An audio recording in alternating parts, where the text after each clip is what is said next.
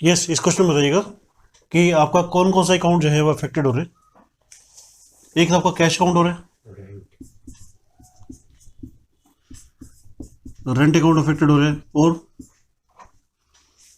Building account affect हो रहा है।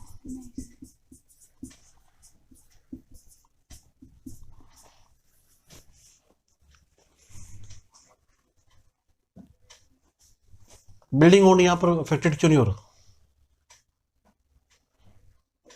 क्योंकि बिल्डिंग पे तो रेंट लेते हैं। लेकिन मैं कह रहा हूँ कि बिल्डिंग की वैल्यू अप्रिशिएट हो रही है थ्रू रेंट।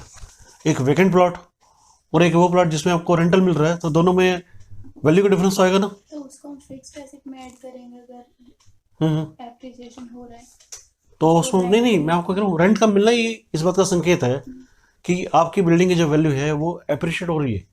तो whether my building account is affected in this case और नॉट, क्या मेरा अकाउंट अफेक्टेड हो रहा है? नहीं। अभी भी नहीं हो रहा, ठीक है। बिल्डिंग अकाउंट में मुझे कोई फर्क नहीं पड़ने वाला, क्योंकि मेरे को एक रेंटल इनकम रियलाइज हो रही है, रियलाइज इन कैश। आप कहीं कैश यहाँ लिखा नहीं होगा कहीं पर भी, ठीक है। बट ये भी तो नहीं लिखा होगा कि आपको इसका चेक मिल रहा है। तो जब बैंक अकाउंट के बारे में कोई इन्फॉर्मेशन नहीं है तो obviously that has been realise in cash. Cash मेरे पास बताइए आ रहा है कि जा रहा है? आ रहा है। आ रहा है, प्लस हो रहा है, प्लस और उसको मैं डेबिट करता हूँ, ठीक है ना। और वो लिखता हूँ debit what comes in. Rent बताइए कौन सा अकाउंट है? नॉमिनल। नॉमिनल अकाउंट है। मेरे पास इनकम आ रही है तो credit all income. Building account जो है इस केस में नॉट अफेक्टेड है,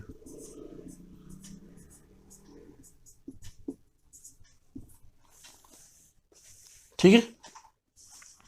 यानी कि आपको जब भी एंट्री बनानी है, you have to think upon that what kind of accounts are actually affected, ठीक है। जब तक आप इसका डिसीजन नहीं आप कर पाएंगे, तब तक आपके जो रूल्स, उसका हम उसका रूल्स अप्लाई देखने भी इसमें कौन कौन सा रूल लगेगा, जैसे मैं आपको यहाँ बता रहा हूँ। And then journal entry you are suppose to prepare, ठीक है। तो क्या होगा इस जर्नल एंट्री?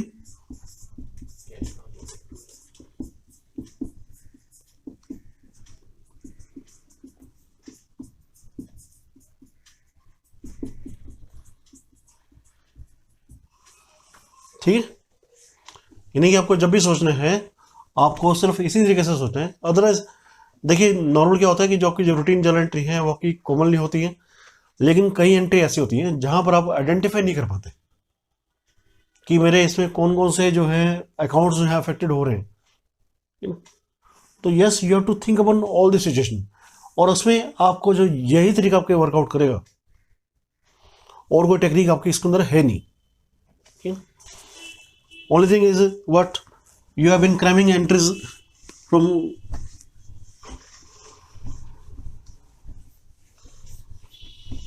आप काफ़ी समय से इन चीज़ों को क्राइम करते आ रहे हैं, इसलिए आपके लिए थोड़ा सा एक नई टेक्निक को फॉलो करना डिफिकल्ट है।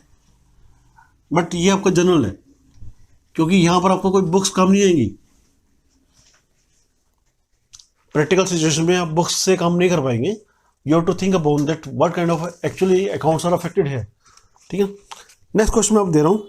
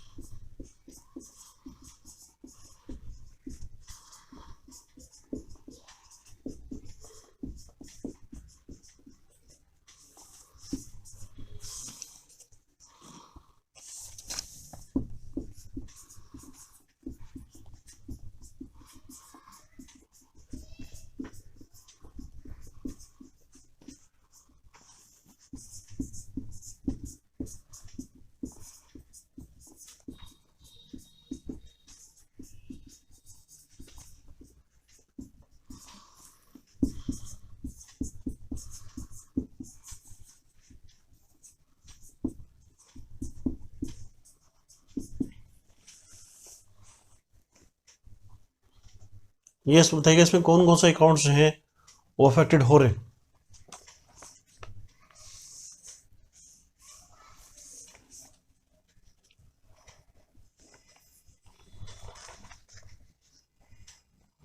यस, आपकी जो भी ऑब्जर्वेशन है इस एंट्री के बारे में मुझे बताइए, so that I may know that what is going wrong in your perceptions. Diamond club का, ठीक है, start one by one. Diamond club का अकाउंट अफेक्टेड हो रहा है, और बताइए। कैश कैश अकाउंट, गुड, और बताइए।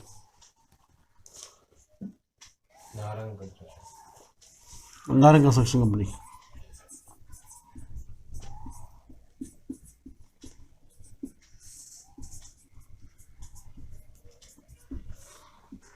और आपने रेनोवेशन कराया अपने ऑफिस का, क्या रेनोवेशन अकाउंट अफेक्टेड हो रहा है? भाई खर्चा आपने किया ना।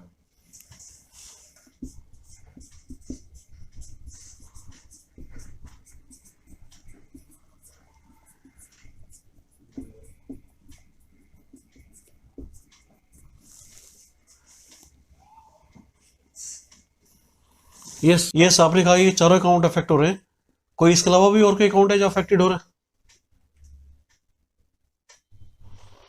क्योंकि आपको डिसीजन मेकिंग करनी है कि यहाँ पर अगर ये अकाउंट आप ये कह रहे हैं अकाउंट अफेक्टेड हो रहे हैं, तो आपकी जो जर्नल एंट्री है उसके अंदर 2 अकाउंट आपके अफेक्टेड होंगे। यहाँ आपने 4 कर दिए, तो एंट्री क्या बनेगी इसके अंदर? क्योंकि पहले जो डिसीजन मेकिंग आपकी सिर्फ यहीं पर हो जाएगी, मैं आपको चेंज करूँगा, आपसे हर एंट्री पे मैं डिस्कशन करूँगा, और उसके अंदर जो भी मिस्टेक होंगी वो आपको मैं बताऊँगा कि ये मिस्टेक कहाँ पर हो रही है और उसमें हमने क्या चीज़ आइडेंटिफाई करनी है। यस, इसके अलावा भी कोई अकाउंट अफेक्टेड हो रहा है? श्वेता का अकाउंट भी अफेक्टेड हो रहा है? सर वो तो प्रोवाइडर है डायमंड क्लब। हाँ, प्रोवाइडर है, उसका अकाउंट अफेक्टेड नहीं हो रहा। ठीक बात है, या लिखो या नहीं लिखो? ऑफिस रिनोवेशन अकाउंट होगा इसमें, और वो नारंग कंस्ट्रक्शन आएगा, और कोई नहीं आएगा।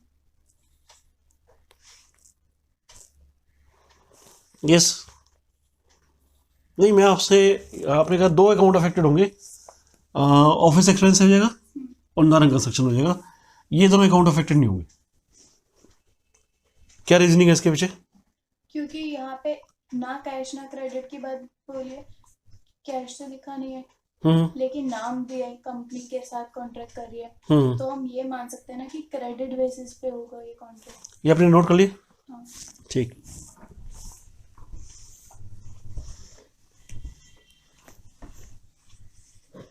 मैं आपके अकाउंट्स को लिखा यहाँ रहने देता हूँ, ठीक है ना। आप जो बात कह रहे हैं मैं उसको एग्री कर लेता हूँ, ठीक है। यहाँ पर कैश की तो कोई बात की नहीं गई है, ये आप कहना चाह रहे हैं, ठीक है। जर्नल एंट्री बनाइए।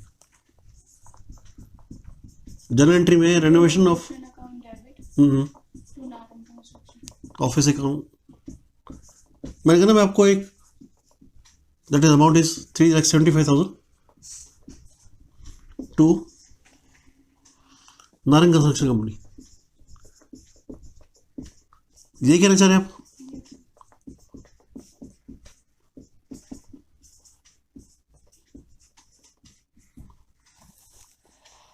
ठीक है। यस, जब मैंने आपको जनरेटर दिया है, क्या उसका सॉल्यूशन सही है? ये कहाँ गड़बड़ आपको नजर आ रही है इसके अंदर? मैं कह रहा हूँ ये एंट्री गलत है, मैं कह रहा हूँ ये एंट्री टोटली मिस्टेक है। डायमंड क्लब ने कॉन्ट्रैक्ट उसको दिया ना नारंग को। क्या एंट्री? मैं कह रहा हूँ आपसे, ये आपने ये 2 अकाउंट अफेक्ट करके जनरल एंट्री बना दी, और मैं आपसे ये कह रहा हूँ कि ये एंट्री टोटली मिस्टेकन है। बताइए कैसे, क्या दिक्कत आ रही है इसके अंदर? इस जनरल एंट्री में क्या दिक्कत है? देखिए, आपने अपनी जो लायबिलिटी बुक की है, आपने तय कर लिया है कि मुझे उसको इतने पैसे देने हैं। 2 मिस्टेक है इसके एंट्री अंदर, आप दोनों बताइए। First identify the mistake. इसके अंदर मैं आपको बता रहा हूँ कि इस जर्नल एंट्री के अंदर 2 मिस्टेक्स आपसे हो गई, वो मिस्टेक मुझे आइडेंटिफाई कीजिए, क्योंकि जब तक आप इसको आइडेंटिफाई नहीं करेंगे, इसको आप, होगी तो उसकी वैल्यू बढ़ जाएगी। नहीं पहली बात तो ये इसको एक्सपेंस हम डेबिट कर रहे हैं, ठीक है ना। बिल्कुल ठीक बात है। मैं आपसे कह रहा हूँ कि इसके अंदर 2 मिस्टेक हुई है इस गारंटी के अंदर, वो मुझे आइडेंटिफाई कीजिए, क्योंकि जब तक आप इस मिस्टेक्स को आइडेंटिफाई नहीं कर पाएंगे आप इसका सोल्यूशन नहीं निकाल पाएंगे, आपको ये पता नहीं लगेगा कि मुझे यहाँ पर क्या कम करना। बताइए 2 मिस्टेक इसके अंदर आइडेंटिफाई कीजिए।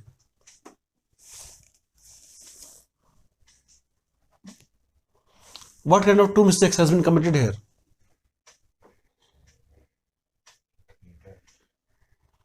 आपने क्रेडिटर तय कर लिया कि मुझे उसको पैसे देने। देखिए आप यहां एज्यूम कीजिए, बताइए क्या उसने काम कर दिए? Whether he has provided any services? तभी तो आप एक क्रेडिटर, उसने काम नहीं किया, लेकिन हम ये कह रहे हैं कि भाई मुझे तो आपको पैसे देने, चाहे पैसे ड्यू हो या ना हो, लेकिन आपकी लैंग्वेज ये कह रही है कि वो मेरा क्रेडिटर है, मुझे उसको पैसे देने। क्या बात सही है? यस, लैंग्वेज पढ़िए ना आप कि मेरा ये, मुझे इसको वो करना है, पैसे देने हैं, बिल्कुल ठीक बात है। लेकिन क्या उसने काम पूरा कर दिया? भाई आप बताइए, अगर वो आपसे क्लेम करे कि मुझे तो मेरे 4.25 लाख रुपये आप दीजिए, आपने अपनी बुक्स में उसको क्रेडिटर स्टैंड कर दिया है, ठीक है ना, यही किया ना आपने, तो बताइए उसको वो पैसे ले सकते नहीं ले सकता आपसे? देखिए जलेंट्री कोई छोटी बड़ी चीज़ नहीं है, ये आपके टोटल अकाउंट्स का बेस है। यहाँ पर हमें आराम से हम काम करेंगे, जल्दबाजी नहीं करेंगे। अब मुझे बताइए, लैंग्वेज पढ़ के बताइए कि क्या आपने 3,75,000 रुपये वो बिना काम के आपसे ले सकते हैं? लेकिन आपने अपनी बुक्स में उसको क्रेडिट कर दिया। भाई अपनी बुक्स में आपने उसको क्रेडिट कर दिया है, अपनी बुक्स में वो डेटर स्टैंड कर देगा आपको। जब डेटर स्टैंड करेगा तो रिकवरी भी कर सकते हैं। तो बताइए आपका ये क्लेम जो है वो जस्टिफाइड है कि नहीं है? जस्टिफाइड नहीं है, ठीक है। अब दूसरी बात, आपने ये कहा कि ये वाला एस्पेक्ट तो गलत है, आपका गलत है। ऊपर वाला बताइए मुझे, क्या अभी कंस्ट्रक्शन हुई नहीं है तो अभी आपकी कंस्ट्रक्शन स्टार्ट ही नहीं हुई, कोई काम हुआ ही नहीं, लेकिन आपने 3,75,000 रुपये खर्चा डेबिट अपनी बुक्स ऑफ अकाउंट के अंदर कर दिया। मान लीजिए आपसे असेसिंग अफसर आपसे पूछता है कि इसका डॉक्यूमेंट दिखाइए मुझे, क्या डॉक्यूमेंट आपके पास? आप कहेंगे मेरा तो कॉन्ट्रैक्ट है जी, और कॉन्ट्रैक्ट भी नहीं है। मैंने आपको जो वर्ड लिखा है कॉन्ट्रैक्टेड लिखाया हुआ है, आपने सिर्फ बातचीत ही की है, कॉन्ट्रैक्टेड किया है, इज नॉट कॉन्ट्रैक्टेड वर्ड, इसलिए मैंने सोच समझ के चूज किए थे इसके अंदर, और आपने लिखा हुआ है कॉन्ट्रैक्टेड। आपसे संपर्क किया है, क्या आपका कोई समझौता हो गया, कोई आपका एग्रीमेंट हो गया? नहीं। लेकिन मैंने अपने प्रॉफिट लॉस के अंदर मैंने क्या कर दिया, एक्सपेंस को मैंने डेबिट कर दिया, ठीक है ना। बताइए क्या आपका एक्सपेंस आपको अलाउड हो जाएगा? ये सब समझते हैं कि इस बेसिस पे कि किसी एक पर्सन ने आपसे बात की है, आपका क्या है, ये आपको एक्सपेंस आपको अलाउड हो जाएगा? नहीं हो जाएगा। यानी कि ये जो मेरा ये वाली एंट्री बनी है ये भी टोटली रॉन्ग है। सिर्फ बातचीत की है, कोई आपका फॉर्मल कॉन्टैक्ट भी नहीं हुआ, कोई आपने एक्सपेंस को इनकर्ड भी नहीं किया, लेकिन आपने बुक्स में अपने 4 लाख का खर्चा आपने डाल दिया, ठीक ना। अब बताइए ये दोनों एस्पेक्ट मैंने गलत कर दिए, और आप जस्टिफाई कर रहा हूँ कि जो मैंने आपको गलती बता रहा हूँ आपको, ये बिल्कुल कांटेक्ट किया तो इस बेसिस पे तो कोई एंट्री होनी नहीं चाहिए। तो फिर आपने ये 4 अकाउंट कैसे अफेक्ट कर दिए यहाँ पर, और आपने कैश अकाउंट कैसे अफेक्ट कर दिया यहाँ पर? क्या कैश अकाउंट इसके अंदर अफेक्टेड हो जाएगा? मैं अगर मैं ये कहता हूँ कि मैंने ये जर्नल एंट्री बताता हूँ,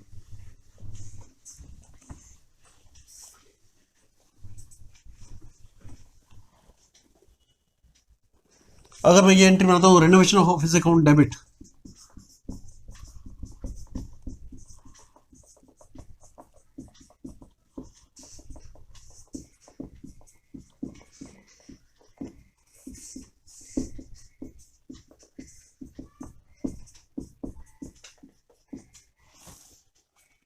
ठीक है, तो उसके अंदर ये वाला एस्पेक्ट बिल्कुल टोटली रॉन्ग है, क्योंकि मेरा कोई कैश तो कोई गया नहीं, ठीक है ना। तो ये जो एंट्री भी इस केस में होती है वो गलत होती है। और बताइए, आपने डायमंड क्लब को इन्वॉल्व कर दिया इसके अंदर, डायमंड क्लब से बताइए कैसे एंट्री पास करेंगे? कोई बात नहीं, अगर आपकी कह रहे हैं कि कॉन्ट्रैक्ट बेस पे हमें कोई एंट्री नहीं बनानी, ठीक है, मान लेता हूँ आपकी बात, लेकिन आपके जो बाकी जो अकाउंट्स होंगे उसको जब हम इन्वॉल्व कर रहे हैं तो उससे मेरी पॉसिबल जनरल एंट्री क्या मिस्टेक बताइए, हम कैसे मिस्टेक कर सकते हैं इसके अंदर? डायमंड क्लब को डेबिट कर देंगे। प्रोप्राइटर अपने आप को डेबिट कर देगा, ठीक है, डायमंड क्लब को आप डेबिट कर देंगे, आप अपनी बुक्स में अपने आप को ही डेबिट कर देंगे। नहीं सर, हम उसको बेनिफिट देंगे ना अपनी कंस्ट्रक्शन करवा कर। नहीं, मैं एक कंपनी का प्रोवाइडर हूँ, लिमिटेड प्रायोरिटी की बात नहीं कर रहा, मैं एक प्रोप्राइटरशिप में मैं काम कर रहा हूँ, मैं अपनी कंसर्न को अपनी बुक्स ऑफ अकाउंट के अंदर मैं डेबिट खड़ा कर दूंगा। तो क्रेडिट भी तो सर। बताइए, बेनिफिट दे रहा हूँ। Narang construction account debit to diamond club. ठीक है, मैं आपकी बात ये भी जस्टिफाई करता हूँ, नारंग कंस्ट्रक्शन कंपनी को हम बेनिफिट दे रहे हैं।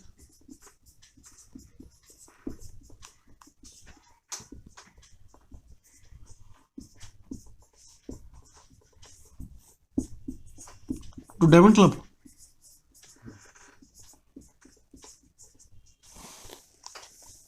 अब इसकी लैंग्वेज बड़ी, इसमें जनरल एंट्री में क्या लिखा हुआ है बताइए, इस जनरल एंट्री को पढ़ के बताइए मुझे कि इसमें क्या चीज़ लिखा हुआ है, कि मुझे उससे पैसे लेने हैं। नारंग कंस्ट्रक्शन कंपनी को अपनी बुक्स ऑफ अकाउंट के अंदर हम डेबिट स्टैंड कर रहे हैं, क्या मुझे उससे पैसे लेने हैं? लेकिन आप तो दिखा रहे हैं, और डायमंड क्लब को पैसे देने हैं। वही मैं आपसे कह रहा हूँ ना कि इसकी लैंग्वेज बड़ी है, just understand the language of accounts. आपको जब तक ये लैंग्वेज पढ़ना नहीं आएगा, आप यकीन मानिए, देखिए आप इंस्टेंटली पढ़ लीजिए, मैं आपको बार बार पढ़ के दिखा रहा हूँ कि इसमें क्या मिस्टेक है। क्या मुझे नारंग कंस्ट्रक्शन कंपनी से पैसे लेने हैं क्या? लेकिन वो मेरी बुक्स में डेबिट स्टैंड कर रहा है। भाई जब तक मुझे पढ़ना समझ नहीं आएगा, आप यकीन मानिए मुझे वो मेरी नज़र में वो तेजी आएगी ही नहीं, कभी भी नहीं आ सकती। लैंग्वेज पढ़ के देखिए कि मैं अपनी बुक्स में अपने आप को मैं क्रेडिटर स्टैंड कर रहा हूँ, तो ये एस्पेक्ट तो बिल्कुल गलत हो गया। बताइए मिस्टेक हुई कि नहीं हुई यहाँ पर? ठीक है, और नारंग कंस्ट्रक्शन कंपनी को मैं कह रहा हूँ कि मुझे आपसे पैसे लेने हैं। जो बंदा मेरे लिए काम कर रहा है, जो मुझे कोई सर्विसेज प्रोवाइड कर रहा है, वो मेरा क्रेडिटर होगा कि मेरा डेटर होगा? क्रेडिटर होगा ना भाई, मैंने उससे काम कराया, मैंने उससे काम भी करा लिया, और मैं कहूँ आप मुझे पैसे भी दीजिए, तो ये तो कोई लैंग्वेज नहीं हुई ना। यानी कि आपका नारंग कंस्ट्रक्शन कंपनी को डेबिट करना गलत है। और बताइए, what could be the other possible general entry?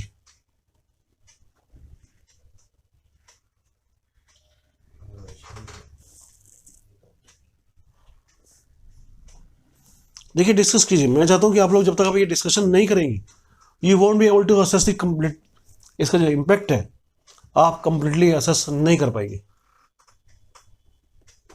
बताइए, what could be the general entry? मान दो ये आप जितनी जनरल एंट्री मुझे बताते हैं, मैं आपको सब में कुछ ना कुछ मिस्टेक बताऊंगा उसके अंदर, क्योंकि मिस्टेक है उसके अंदर, आप लैंग्वेज अब पढ़ रहे हैं।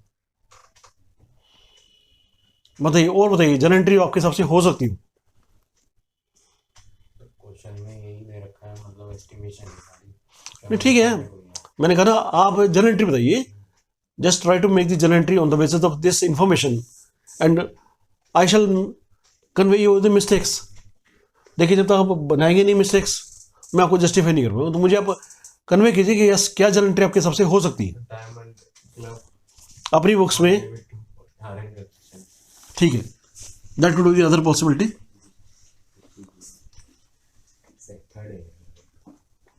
आप जितनी मर्जी बना लीजिए, कोई दिक्कत नहीं, मैं कुछ ना कुछ मिस्टेक उसके अंदर निकाल ही दूंगा। डायमंड क्लब, सॉरी,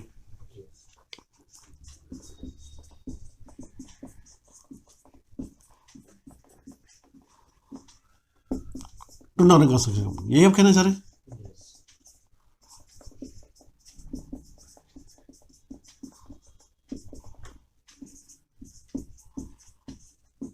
ठीक है, आपने आइडेंटिफाई कर लिया कि नारंग कंस्ट्रक्शन कंपनी को डेबिट करना तो ठीक नहीं है, आपने उसको क्रेडिट कर दिया।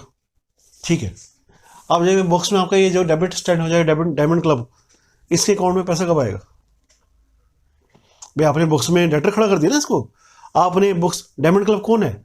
मेरी अपनी प्रॉपर्टी कंसर्न का नाम है, मेरी अपनी कंसर्न का नाम है ये।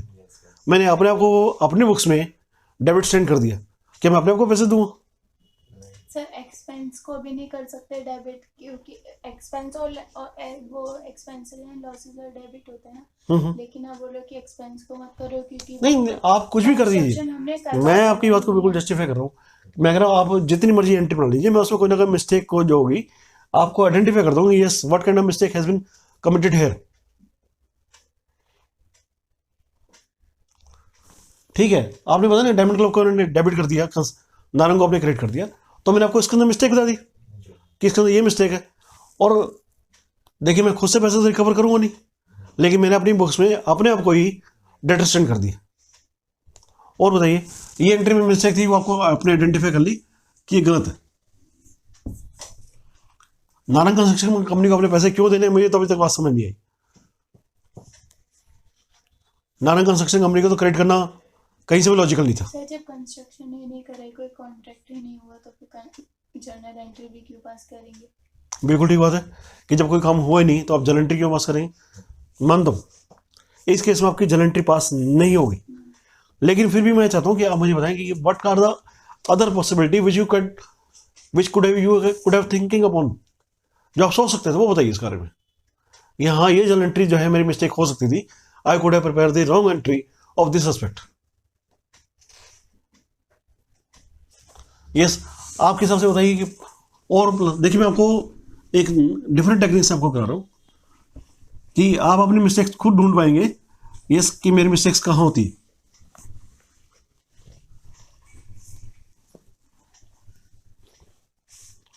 ठीक है ना, मैं चाहता हूँ मुझे बताइए कि what kind of mistakes you could have committed, और जर्नल एंट्री बताइए इसके जगह पे।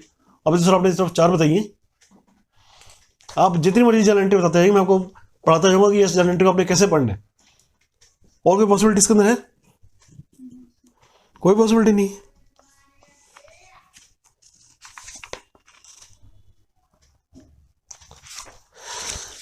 क्या इसमें आप बिल्डिंग को डेबिट कर सकते हैं? बिल्डिंग का तो नाम ही नहीं आया। भाई आपने देखे ना, बिल्डिंग हम किसको कहते हैं? कैपिटल एक्सपेंडिचर को। कैपिटल एक्सपेंडिचर मेरे कौन से होते हैं? एक्सटेंशन और इम्प्रूवमेंट ऑफ दी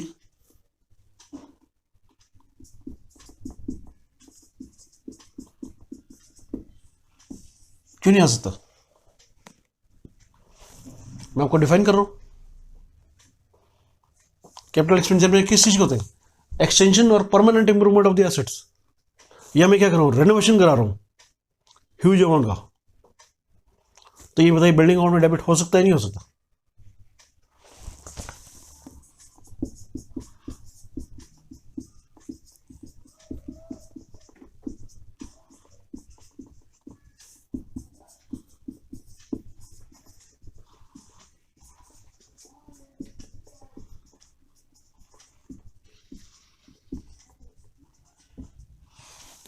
बताइए क्या ये एंट्री सही है कि गलत है?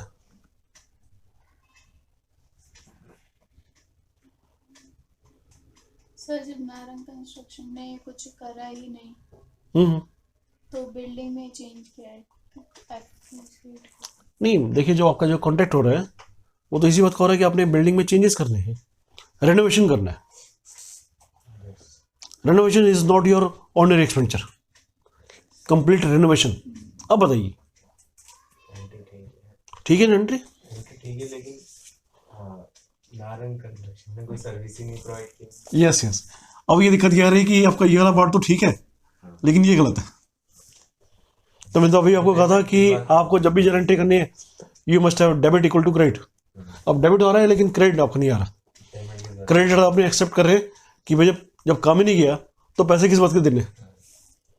अब बताइए फिर ये एंट्री ठीक है कि गलत है? ये भी एंट्री गलत है। मैं ना, आप जो पॉसिबल एंट्री आपके दिमाग में आ सकती हैं वो बताइए मुझे, और कोई पॉसिबिलिटी तो बताइए मुझे इसके अंदर। मैं आपको हर एक में बताता चलूँगा कि इसमें कहाँ मिस्टेक, जैसे आप अभी थोड़ी देर पहले आप मिस्टेक आइडेंटिफाई नहीं कर पा रहे थे, but now you are reading yes yes this is a mistake. यही मेरा पर्पस है इंटरव्यू कराने का, कि आप खुद पढ़ पाए। बिल्डिंग तो हैबिट हो सकती है, इट कुड बी पॉसिबल, क्योंकि आपकी परमानेंट इंप्रूवमेंट और कंस्ट्रक्शन है, हम ये मान सकते हैं। लेकिन नारंग कंस्ट्रक्शन कंपनी को करेक्ट करना कोई लॉजिकल नहीं। और बताइए, ठीक है ये एंट्री मैंने गलत कर दी,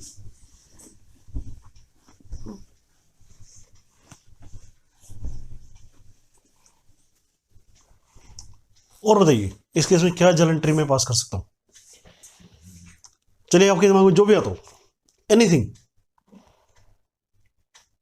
अब आपके दिमाग में गलत आंसर्स आएंगे ही नहीं, आप कोशिश भी करेंगे तो भी आप जो है इसके आंसर जो है नहीं दे पाएंगे। सर 2 बार मतलब 2 एंट्री तो नहीं होंगी मेरी, मतलब डेबिट क्रेडिट करके फिर बताइए, आप बताते चलिए जो आपके माइंड में आ रहा है मुझे बताइए।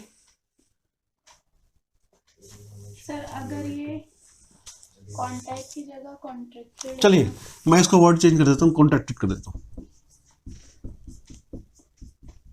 अब बताइए, now the question has been change, totally change. अब बताइए, सर फिर हो जाता club diamond club debit to Narang. Diamond club debit to Narang, ये मुझे समझ नहीं आ रहा रिनोवेशन एक्सपेंस कि डायमंड क्लब आपको बार बार इतना अच्छा क्यों लग रहा है, बार बार उसका। भाई डायमंड क्लब क्या चीज़ है, मेरी अपनी कंसर्न तो है, मेरी अपनी प्रोप्राइटरशिप में, अपनी बुक्स में अपने आपको डेटा सेंड कर रहा हूँ। Renovation expense, office expense. पहले नहीं, आप I am writing all this situation.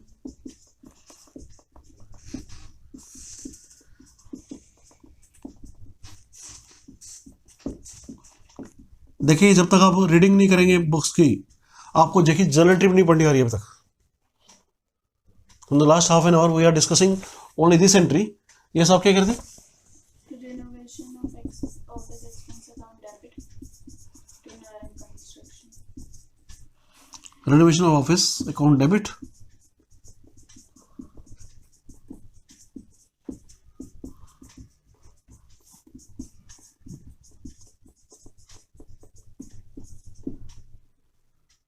Narang construction company, ठीक है। यस मैं आपसे फिर ये कह रहा हूँ कि यस फर्स्ट एंट्री तो आपने समझ ली होगी कि क्यों क्यों गलती हो रही है इसके अंदर। भाई मैं अपनी बुक्स में अपने आप को डेटा सेंड कर रहा हूँ, बताइए कहाँ से लॉजिकल है ये? क्या मुझे अपने आप से पैसे लेने हैं क्या? फिर ये बीच में डायमंड क्लब बार बार क्यों आ रहा है? यानी कि इसका यहाँ पर आना बिल्कुल गलत है, ठीक है ना, ये गलत है।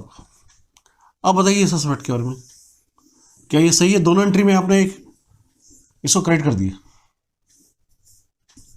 सर कॉन्ट्रैक्ट कराए तो पैसे देंगे, ठीक है कि आपने कॉन्टैक्ट करा है एंड आप बहुत सीधे और ईमानदार लोग हैं, फटाफट उसकी बात करते ही कॉन्टैक्ट करते ही आपने तय कर लिया कि मुझे उसके पैसे देने हैं। कॉन्ट्रैक्ट से मतलब ये था कि कंस्ट्रक्शन करा ली।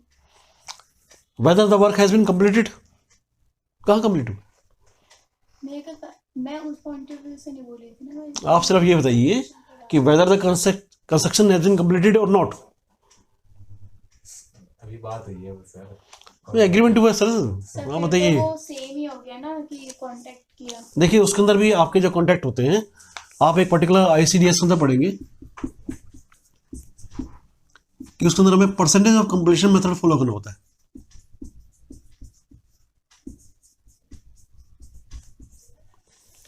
जैसे मेरे आपका 10 लाख का कॉन्ट्रैक्ट है एक बिल्डिंग बनाने का, और आपने 4 फ्लोर आपने बनाने, ग्राउंड फ्लोर सेकंड थर्ड, तो जितनी आपकी स्टेजेस ऑफ कंप्लीट होती जाएगी उसके हिसाब से आप उसको रिकॉग्नाइज करते चलेंगे।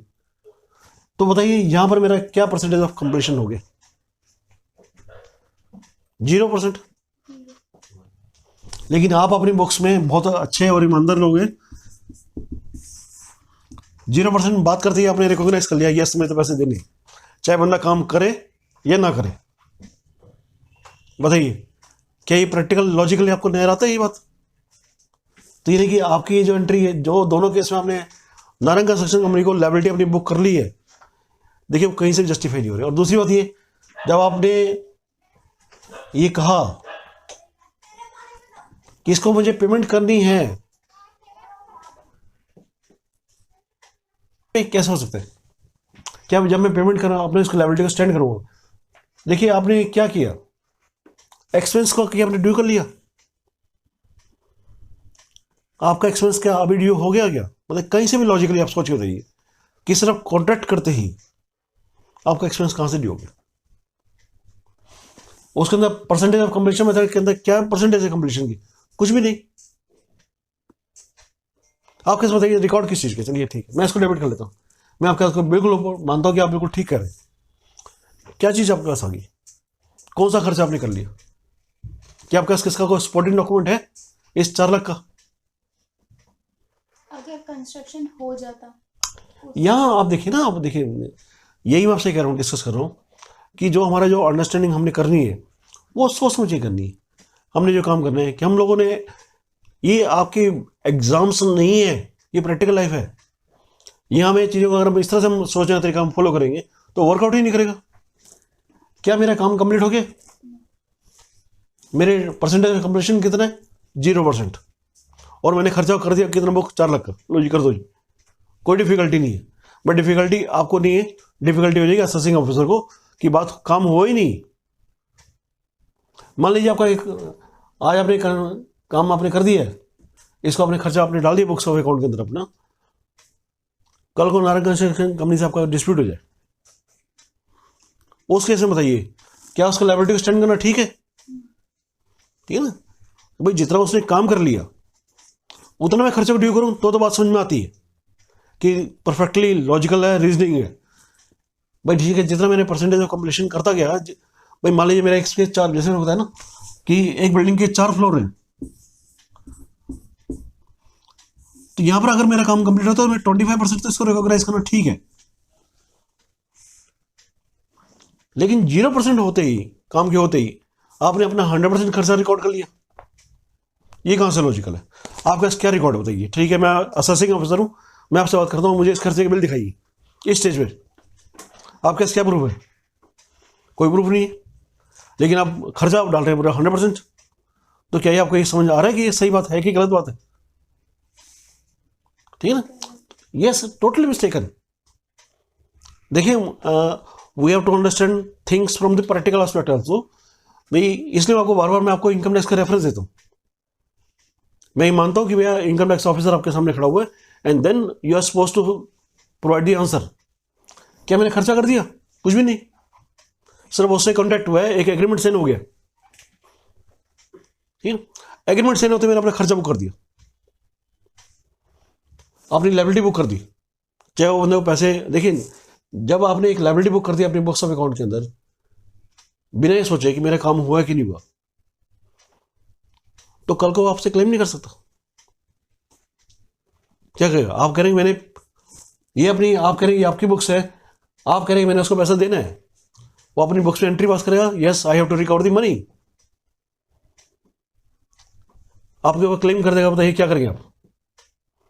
आप कहेंगे ठीक है दिखाओ, कोर्ट ऑफ लॉ में आप क्या कहेंगे, बात करेंगे, यहाँ दिखाओ अभी हम। अगर कह रहे हैं कि अपने पेमेंट कर रही है तो तुम भी दिखाओगे अपने काम कितना करके, तो आप ये बात करोगे नहीं करोगे? लेकिन यहां पर हमने क्या कर दिया, without applying any logic we have make him credit. भाई क्रेडिटर अपने बुक्स में कोई सामान आपने रिसीव कर लिया है, कोई सर्विसेज आपने रिसीव कर ली है, आपने कुछ भी नहीं किया, लेकिन आप अपनी बुक्स में उसको क्रेडिटर स्टैंड कर रहे हैं।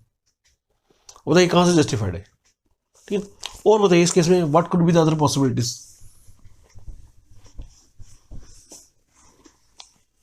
सर कंस्ट्रक्शन हुआ, कंस्ट्रक्शन हो गया, कंस्ट्रक्शन कंप्लीट हो गया, फिर उसके बाद क्या एंट्री होगी? देखिए वही मैंने बताया ना कि आप क्या करेंगे इसके अंदर, आप परसेंटेज ऑफ कंप्लीशन बेस पे पेमेंट करते हैं। देखिए इसके लिए मैं फिर आपको बता रहा हूँ कि जो कोर्स है उसके अंदर हमारा एक ICDS भी है। ICDS मीन्स इनकम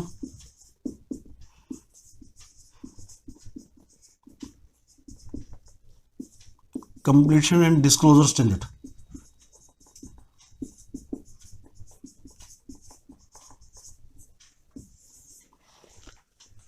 आपको इसके बारे में नॉलेज भी होनी चाहिए कि वो मेरा ICDS इस पर्टिकुलर आई थिंक ICDS 3 है शायद, जो भी होगा, we are not discussing at this time. वहाँ क्या लिखा हुआ है मुझे उसके बारे में पता होना चाहिए, क्योंकि ये इनकम टैक्स एक्ट में लिखा हुआ है, ठीक है ना। अकाउंट्स का काम करते हुए हम इनकम टैक्स एक्ट को बिल्कुल भी इग्नोर नहीं कर सकते। Just we have to take care of provision of, मुझे पता होना चाहिए मेरे कौन से प्रोविजन जो है मेरे अकाउंट्स के ऊपर अफेक्ट कर रहे हैं। जैसे मान लीजिए मैंने एक एंट्री पास कर दी, कैश लोन ऑफ रुपीज, बताइए अकाउंट्स में तो आप ये एंट्री पास करेंगे, cash account debit, loan account credit, ठीक है ना। अगर आपको सिंपली अकाउंट्स की नॉलेज हो तो क्या आप ये एंट्री पास नहीं करेंगे? भाई मैंने कैश लोन रिसीव किया है तो मैं कैश को डेबिट कर दूंगा और लोन को मैं क्रेडिट कर दूंगा, सिंपल सी जर्नल एंट्री। लेकिन क्या ये सिंपल जर्नल एंट्री आप पास कर सकते हैं बुक्स ऑफ अकाउंट में? यस बताइएगा, क्या आप ये एंट्री पास कर सकते हैं? मैं आपको इसके कॉन्सिक्वेंस बताता हूं। अगर आपने ये एंट्री पास कर दी बुक्स ऑफ अकाउंट के अंदर, तो ये जितने अमाउंट का आपने लोन की एंट्री पास की है उतनी ही अमाउंट की आपको पेनल्टी लग जाएगी। आप करके देखिए, सेक्शन 269 है, वो आपको प्रोहिबिट करता है कि आप कैश लोन की एंट्री अपने बुक्स ऑफ अकाउंट के अंदर आप नहीं कर सकते, ठीक है ना। You have to receive the cheque, there are certain specification which I am not discussing at this stage, ठीक है ना, वो उसकी बात ही कर रहा हूँ। लेकिन मैं आपको अकाउंट की एंट्री बता रहा हूँ कि अगर आप अकाउंट की एंट्री ऐसे ही पास कर देंगे तो that would create a difficulty for you. Yes, आप बताइए, आप देखिए मैं आपको बता रहा था कि आपको परसेंटेज ऑफ कंप्लीशन बेस पे आपको खर्चों को अपने रिकॉग्नाइज करना है। आपका खर्चा हो जाएगा, सामने वाले की इनकम हो जाएगी, ठीक है। You have to recognise on systematic basis. क्यों? दूसरी बात ये, जब मैं एक्सपेंस को मैं क्लेम कर रहा हूँ, कोई मैं अपने एक्सपेंस अपनी बुक्स ऑफ अकाउंट के अंदर मैं डाल रहा हूँ,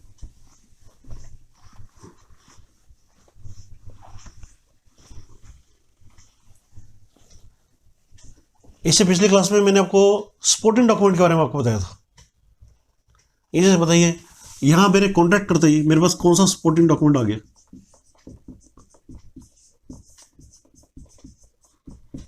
क्या उसने कोई बिल रेस कर दिए?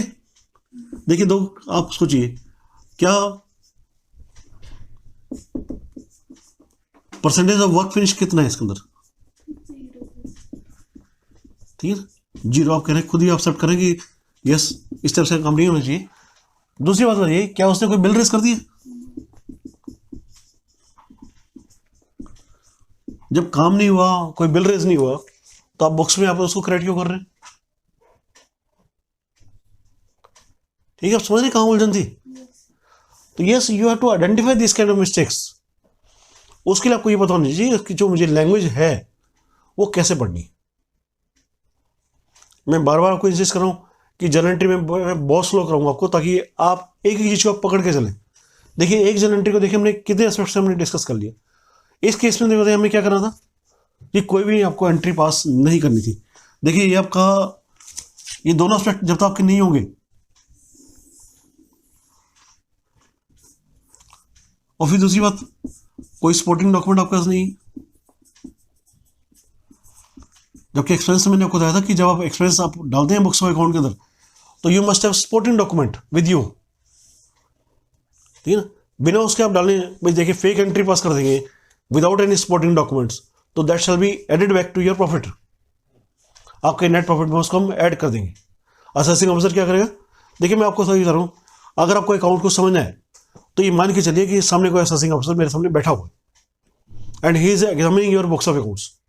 अब बताइए, क्या मैं बिना बुक्स, बिना किसी बिल के, बिना किसी सपोर्टिंग डॉक्यूमेंट के, बिना किसी परसेंटेज कंप्लीशन के मैं खर्चा डालूँ 3,75,000 रुपये का? क्या ये जस्टिफाइड है? कहीं से भी जस्टिफाइड नहीं है, ठीक है। तो ये आपकी जो मिस्टेक्स थी काम करने के अंदर, I have try to remove all those mistakes which you are committing in your books of accounts.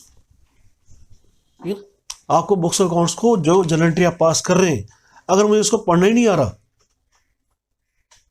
तभी आपसे पूछ रहे हैं कि आप मुझे जो रॉन्ग एंट्री जो आप सोच सकते हैं कि इस केस में पास कर सकते हैं, मुझे वो बताइए। क्योंकि जैसे आप रॉन्ग एंट्री पास करेंगे, मैं आपको उसमें बता दूंगा इसमें ये मिस्टेक है इसके अंदर, ठीक है ना। तो try to make it sure that you must have complete knowledge. In depth knowledge आपके पास नहीं होगी, आप काम नहीं कर पाएंगे। ठीक है, नेक्स्ट एंट्री नोट कीजिएगा।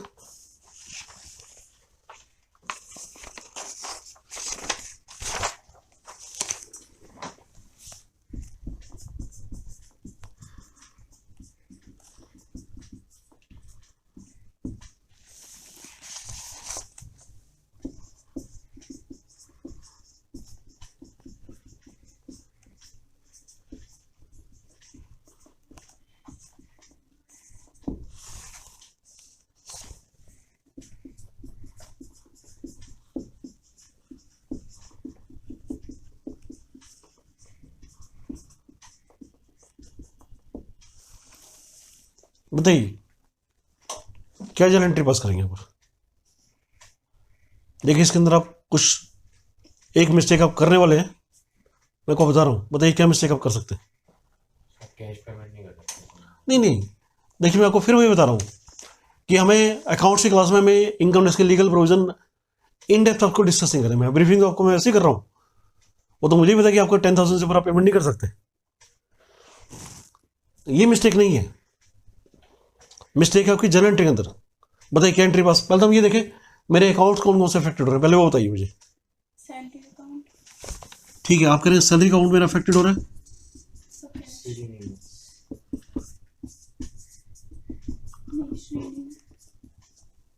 श्रीनिवास सैनी का अकाउंट अफेक्टेड हो रहा है कि नहीं हो रहा। उसी पेमेंट नहीं कर सकते। भाई 10 लाख की एंट्री जैसे हमने पिछले भी केस में डिस्कस की, क्या 10 लाख की एंट्री मुझे कैश में लौट होगी क्या? नेवर। तो हम इसको अभी अकाउंट के परस्पेक्टिव से हम देख रहे हैं अभी इनकम टैक्स के प्रोविजन से। हाँ मैं आपको बता रहा हूँ ये मिस्टेक हो सकती है। टेक्निकली जब आपको इनकम टैक्स के बारे में पढ़ाऊंगा तो मैं आपको इनकम टैक्स की एक एक चीज़ को, एक एक सेक्शन को आपको बारीकी से पढ़ा दूंगा। But right now we are not discussing at this moment of time. Yes, आपने कहा कि सैलरी अकाउंट अफेक्टेड हो रहा है, श्रीनिवास सैनी का अकाउंट अफेक्टेड हो रहा है कि नहीं हो रहा। हो रहा है। ठीक है, बताइए फिर अगर हो रहा है तो क्या एंट्री हम बॉक्स ऑफ अकाउंट के अंदर पास करेंगे। कैश। ठीक है, श्रीनिवास एक आपने कहा कि श्रीनिवास का अकाउंट मेरा पर्सनल अकाउंट है,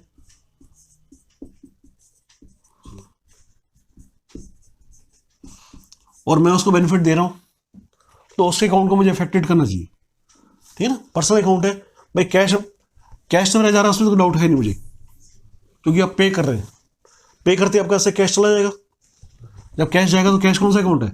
रियल अकाउंट है। और रियल अकाउंट में क्या रूल है? Credit what goes out. तो कैश तो जाएगा, इसमें कोई डाउट नहीं है। डाउट है तो इस चीज की में लेके कि श्रीनिवास के अकाउंट को अपने क्या करना है।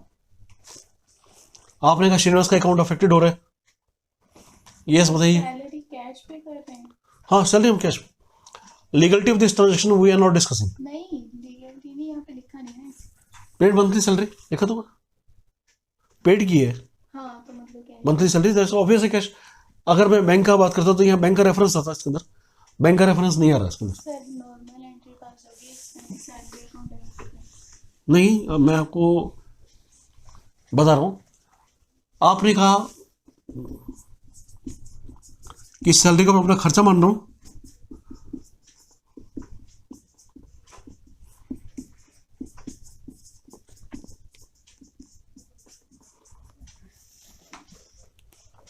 ठीक है। और दूसरा आपने एक रूल आपने अप्लाई किया इसके अंदर कि मैं श्रीनिवास को बेनिफिट दे रहा हूँ, क्योंकि श्रीनिवास कौन है? एज ए पर्सन, तो उसको बेनिफिट मैं दे रहा हूँ। तो अपनी बुक्स ऑफ अकाउंट्स के अंदर मैंने बताया ना कि जिस पर्सन को मैं बेनिफिट देता हूँ उसके अकाउंट को मैं डेबिट करता हूँ।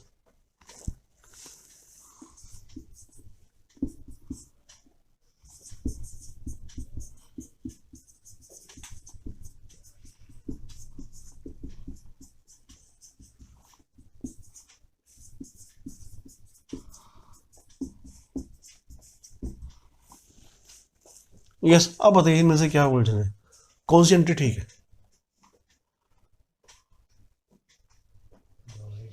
दोनों ठीक? दोनों तो ठीक नहीं हो सकती। फर्स्ट वाली ठीक है सर। फर्स्ट वाला तो ठीक है, उसको सैलरी का हमने खर्चा किया। सेकंड वाले में मिस्टेक है एक। सेकंड एंट्री में मिस्टेक आप आइडेंटिफाई कीजिए, क्या मिस्टेक हुई है। सर श्रीनिवास को अगर हम लिखेंगे तो फिर वो creditor as a creditor stand करेगा ना। कैसे, हम तो उसको डेबिट कर रहे हैं, क्रेडिटर कैसे स्टैंड कर जाएगा। डेबिट तो हम तब करते हैं ना कि जब उस नहीं, पर्सन नहीं। ने हमको कोई बेनिफिट दिया। श्रीनिवास ने कोई बेनिफिट तो दिया नहीं है। तो फिर हम सैलरी किस बात की पे कर रहे हैं। सैलरी पहले तो ये सिर्फ आप इस अकाउंट के अंदर जो आपकी मिस्टेक कमिट हुई है वो बताइए पहले तो। एक दो मिस्टेक इसके अकाउंट के अंदर कमिट हुई है वो बताइए पहले तो जी। जो इस सेकंड जनवरी ये एंट्री ठीक है, मैं एंट्री की बात नहीं कर रहा। अगर एंट्री पूछेंगे तो ये ठीक है, कोई दिक्कत वाली बात ही नहीं। आपने सैलरी पे किया, आपका खर्चा है, आपने सैलरी को डेबिट कर दिया। लेकिन इस अकाउंट में क्या मिस्टेक हुई है पहले वो आइडेंटिफाई कीजिए। Yes, just identify the mistake which has been committed here, जो यहाँ बोर्ड पे लिखी हुई है। बताइए वो मिस्टेक आइडेंटिफाई कीजिए कि ये क्या चीज़ होगी। पहले मिस्टेक पढ़िए इसको, देखिए लैंग्वेज अगर आप उसकी पढ़ेंगे नहीं आपको समझ नहीं आएगा। लैंग्वेज क्या बता रही है, लैंग्वेज क्या इंडिकेट कर रही है। आप क्या कर रहे हैं, एक तरफ आप डेबिट स्टैंड कर रहे हैं उसको, यानी कि अपनी बुक्स ऑफ अकाउंट के अंदर उसको आप डेटर स्टैंड कर रहे हैं, और दूसरी तरफ कह रहे हैं उसको डेटर को मैं कैश पेमेंट कर रहा हूं। कॉन्ट्रडिक्शन आपको समझ आई।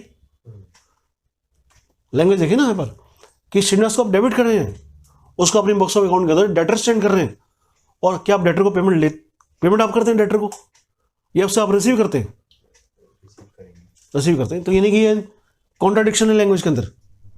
अब इस कॉन्ट्राडिक्शन को सही इलाज क्या है, या तो आप ये जनरल एंट्री पास कर देते, इस केस में आपने श्रीनिवास को डेबिट कर दिया, क्या ये सही है।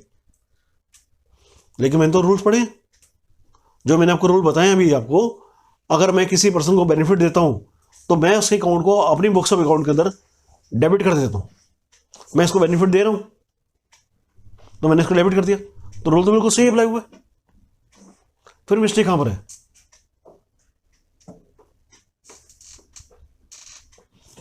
एंट्री ये बिल्कुल ठीक है, इस एंट्री की जो मिस्टेक्स है। ये क्रेडिटर थोड़ी ना है कौन, श्रीनिवास भाई। लेकिन मैं, आपने देखा ना मैंने रूल्स जब मैं अप्लाई कर रहा हूं तो मैं श्रीनिवास को डेबिट करूंगा, क्योंकि मैं जिस पर्सन को रिलेटेड की गुड्स या सर्विसेज का हुआ, सर्विस हुई है, लेकिन वो कोई वैसी है ना वो तो कि देखिए मैंने बताया था कि मैंने वो जो नॉलेज हमने अभी तक क्लासेस के अंदर गैदर की उसके अंदर मैंने बताया था कि श्रीनिवास कौन है। Srinivas is a person. अगर मैं किसी पर्सन को बेनिफिट देता हूं तो मैं अपनी बुक्स ऑफ अकाउंट के अंदर उसको डेबिट स्टैंड कर देता हूं, ठीक है। तो रूल तो मैंने बिल्कुल सही अप्लाई किया है, लेकिन इस सही रूल को अप्लाई करते एक मिस्टेक और होगी कि मैं उसको क्या कर रहा हूँ कि मैं डेटर को पेमेंट कर रहा हूँ। एक तरफ तो उसको मैं डेटर बना रहा हूँ और दूसरी तरफ उसको मैं कैश दे रहा हूँ। क्या ये पॉसिबल है भाई। पेमेंट मैं किसको करूँगा, सप्लायर को करूँगा जिससे मैंने कुछ सामान रिसीव किया। हाँ, इसके साथ हम कोई ट्रेड ये कहना चाह रहे हैं ना। देखिए आप उसको पेमेंट क्यों करें पहले ये बताइए मुझे। उसने काम किया तो काम किया तो आपको बेनिफिट कुछ नहीं दिया।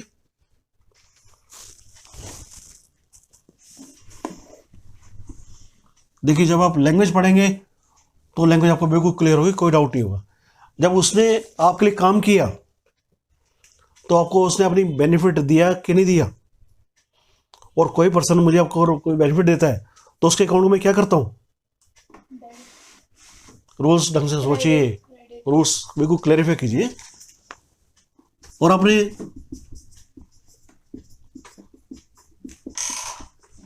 खर्चा आपने किया भाई, किसी पर्सन ने भाई आपने क्या किया, उसने आपको सर्विस दी, ठीक है। तो ये आपके लिए खर्चा हो गया कि नहीं हो गया। तो खर्चा तो बिल्कुल ठीक है। खर्चा कौन सा अकाउंट है, नॉमिनल अकाउंट है मेरा, ठीक है।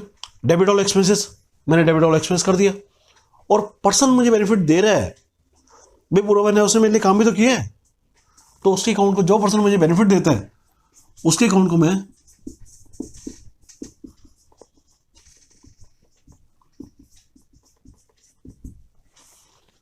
अपनी बुक्स ऑफ अकाउंट के अंदर क्रेडिट कर देता हूं।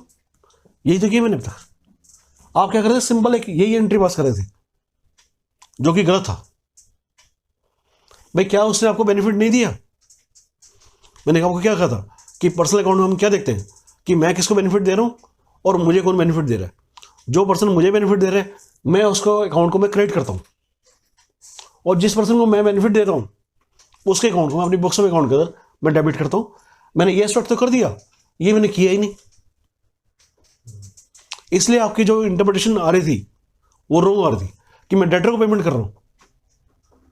क्या मैं डेटर को पेमेंट कर रहा था? नहीं, वो मेरा क्रेडिटर था। क्यों क्रेडिटर था? क्योंकि उसने मेरे लिए काम किया, मुझे उसको ही has rendered the service for the whole month for which I have to make a payment. ठीक, तो उसके अकाउंट को मुझे अपनी बुक्स ऑफ अकाउंट का क्रेडिट करना था। फिर जब मैंने उसको पेमेंट कर दी तो मैंने उसके अकाउंट को मैंने डेबिट कर दिया। ठीक है, तो आपको इस एंट्री को कंबाइन में करना था। आप क्या कर रहे थे? सिर्फ आइसोलेशन में कर रहे थे, आपने दूसरा एस्पेक्ट सोचा ही नहीं कि मुझे उसको बेनिफिट भी तो मिल चुका है। जब एक पर्सन ने मुझे बेनिफिट दे दिया तो मुझे क्या करना है? मुझे उसके अकाउंट को मुझे अपनी बुक्स ऑफ अकाउंट के अंदर क्रेडिट करना है। ठीक है, देखिए ये जर्नल एंट्री का देखिए कंसेप्ट हम समझने में आप देखिए कितना मुश्किल लग रहा है हमें, क्योंकि we have to understand the concept thoroughly in depth.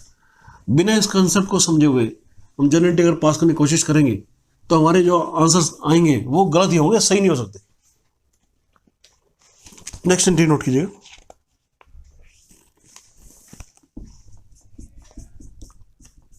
Received commission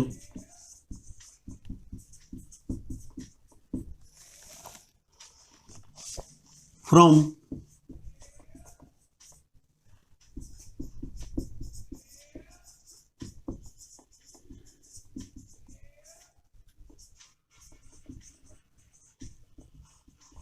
Shivam trading company by Roopchand.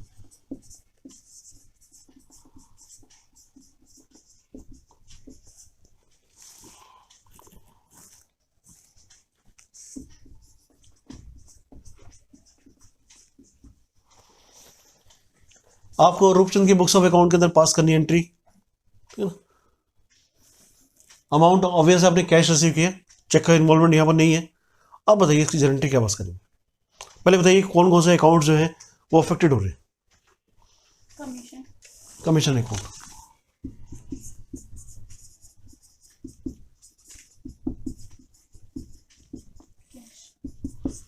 Cash, ठीक है, और रूपचंद का रूपचंद ठीक है, और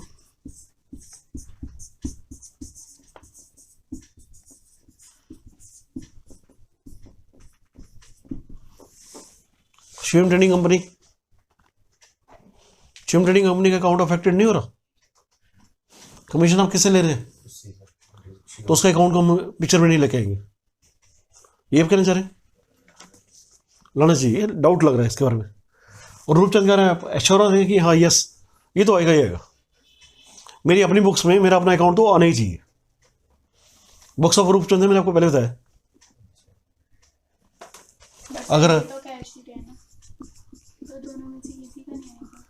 अगर डाउट है तो मैं क्लैरिफाई कर देता हूँ कि आप रूपचंद की बुक्स में एंट्री पास कर रहे हैं। अब बताइए क्या रूपचंद का अकाउंट आएगा?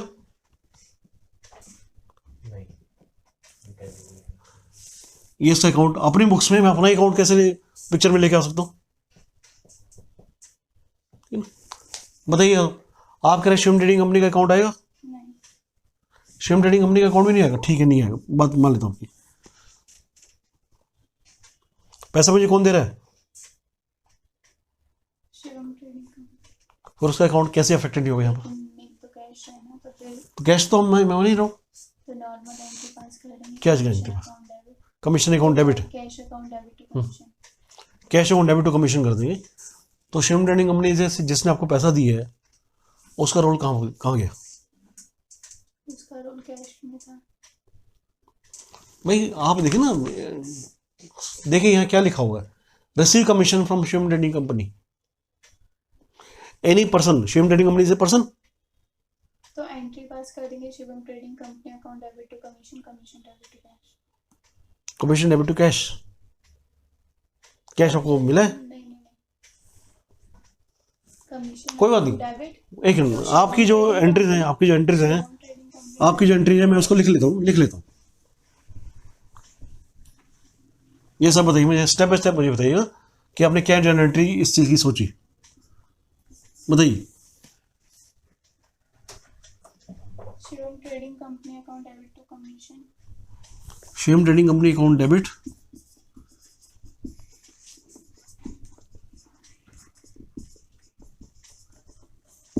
टू कमीशन, ठीक है।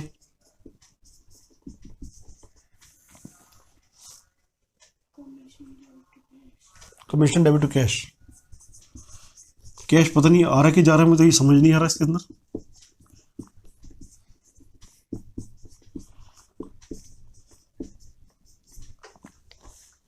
यस, कैश आ रहा है कि जा रहा है? आप तो भेज रहे। Commission account debit to Shivam trading. Commission account debit, commission को मैं डेबिट करूंगा। डेबिट ऑल एक्सपेंस होता है, डेबिट ऑल इनकम होता है। ऑल इनकम होता है। तो फिर आपने क्या किया?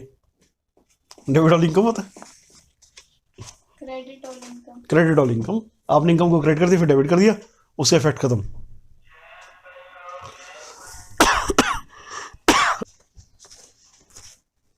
यस, बताइएगा। आपने कमीशन को डेबिट किया और कमीशन को आपने क्रेडिट कर दिया, और कैश की पेमेंट आपने कर दी। कैश आपके साथ आया है कि गया है? नहीं आया तो फिर कैश डेबिट करेंगे ना। आपने ये कैश को क्रेडिट करके मिस्टेक कर दी यहाँ पर। यस, उलझन बताइए अब कैसे ठीक करेंगे इसको।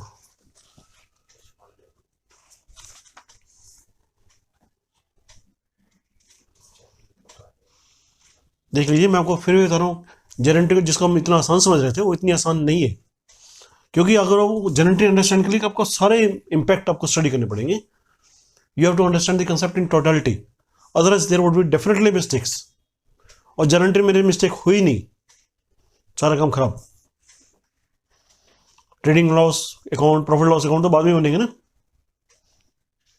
यस, और बताइए क्या मिस्टेक है? एक तो मिस्टेक आपने कैश को आपने क्रेडिट कर दिया, वो तो मिस्टेक हो गई। कैश में बस आया है, आपने कहा जा चुका। कमीशन को आपने, इनकम को आपने डेबिट कर दिया यहाँ पर, वो भी गलत है। अब सही जनरेटरी क्या होगी पहले तो बताइए, मेरे अकाउंट कौन कौन से अफेक्टेड हो रहे हैं। देखिए, जब आपको यहीं से पकड़ में आएगा, आप कह रहे हैं अकाउंट्स, बताइए कौन कौन से अफेक्टेड हो रहे हैं यहाँ पर। अकाउंट्स अफेक्टेड, क्या शिवम ट्रेडिंग कंपनी का अकाउंट अफेक्टेड हो रहा है? यस, और कमीशन का, बिल्कुल ठीक बात है, ये भी सही है। कैश, अब बताइए, जब मेरे तीनों अकाउंट अफेक्टेड हो गए तो कैसे एंट्री पास करूँगा इसके में? एंट्री में तो दो ही अकाउंट आएंगे, यहाँ तीनों अकाउंट अफेक्टेड हो रहे हैं।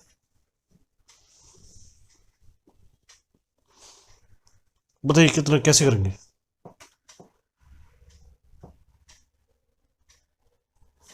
Yes, please reply. इस समस्या को, गुत्थी को उलझाइए, उलझाइए सॉरी सुलझाइए। बोलो, सब पहले ही गई। Try to make it complex और simplify this entry.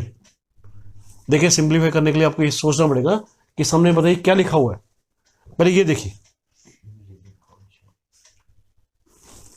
Receive commission, commission receive हो रहा है तो ऑब्वियस है कि मुझे पैसा आ रहा है। कमीशन आ रही है तो मेरी इसका मेरी इनकम आ रही है। इनकम आ रही है तो मेरे कौन सा अकाउंट है? नॉमिनल अकाउंट है, credit all gains and incomes. तो बिल्कुल ये बात तो पक्की है कि मेरा कमीशन आ रहा है, ठीक है, लॉजिकली बिल्कुल जस्टिफाइड। अब आ किस तरह? Shivam trading company. तो शिवम ट्रेडिंग कंपनी आपको कमीशन क्यों दे रही है?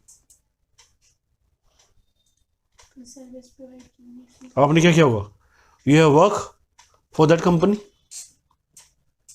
जब आपने उसके लिए काम किया होगा तो क्या आपने उसको बेनिफिट दिया होगा कि नहीं दिया होगा? दिया होगा। तो जिस पर्सन को आप बेनिफिट आप देते हैं इज ए पर्सन, कोई एंटिटी आपकी, उसको आपने बेनिफिट आपने दिया है। तो जिस पर्सन को आप बेनिफिट देते हैं उसके अकाउंट को आप क्या करते हैं? डेबिट करते हैं।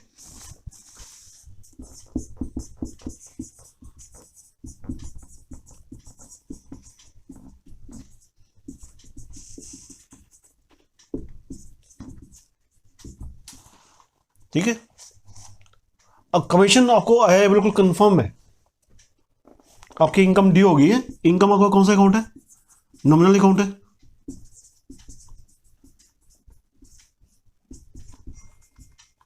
फिर तीसरी बात यह है कि उसके अंदर कमीशन कैश भी आ गया, रिसीव हो गया आपका अमाउंट, रिसीव लिखा हो ना यहाँ पर, तो रिसीव हुआ, इसका मेरे पास कैश भी आया, कैश आया है। कैश कौन सा अकाउंट है? रियल अकाउंट है। रियल अकाउंट में जब कोई चीज़ मेरे पास आती है तो उसको मैं डेबिट कर देता हूँ, तो डेबिट व्हाट कम्स इन।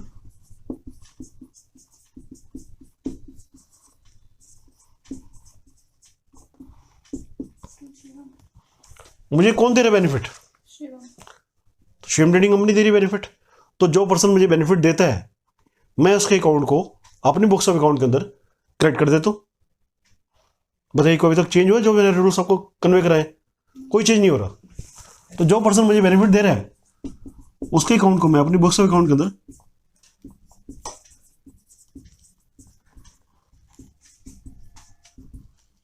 अब बताइए इसमें कौन सी मिस्टेक हुई है? डेबिट भी होगा, क्रेडिट भी होगा शिवम। ऑब्वियस है, कैश आपके पास आ गया और आपकी इनकम बुक हो गई है। कोई मिस्टेक नहीं आ रही है आपको इसके अंदर? नहीं, इसके अंदर कोई मिस्टेक आपकी नहीं है। लेकिन अगर आपने क्या किया होता, एक मिस्टेक जो आप कर सकते थे, ये तो बिल्कुल करेक्ट एंट्री है, क्योंकि इसमें आपके जो प्रिंसिपल्स हैं वो टोटली यूज किए गए हैं, बिल्कुल एज इट इज जो मैंने आपको बताया। हाँ, अगर आप ये एंट्री पास करते कैश अकाउंट डेबिट,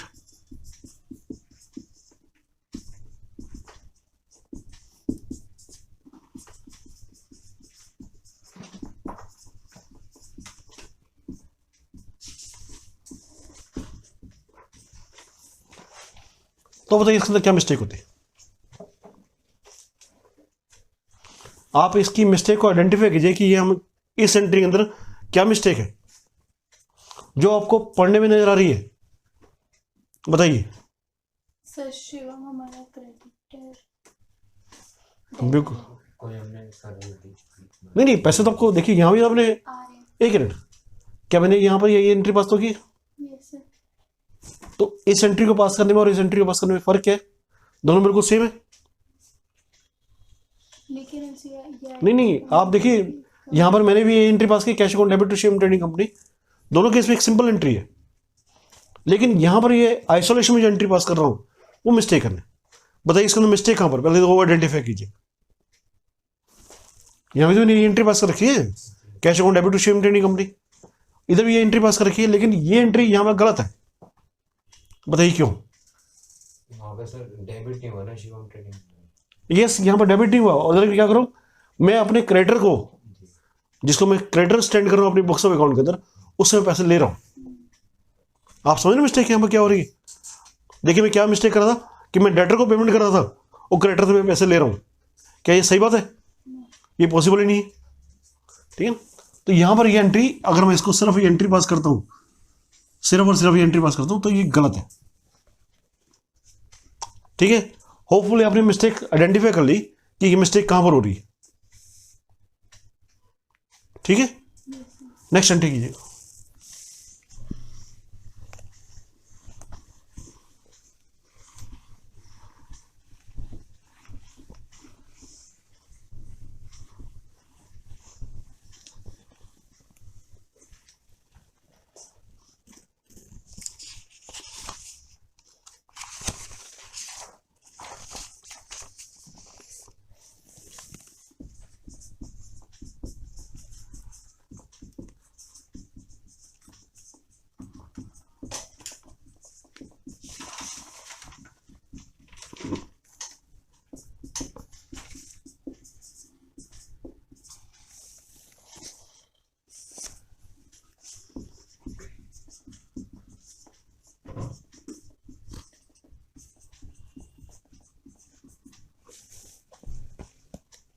बताइए इसमें क्या मिस्टेक है, क्या चीज एंट्री, एक एंट्री आपके अंदर बताइए इसके अंदर कौन कौन से अकाउंट अफेक्टेड हो रहे हैं?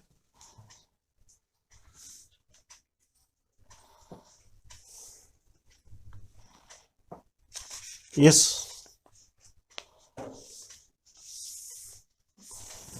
कौन कौन से अकाउंट अफेक्टेड? परचेज।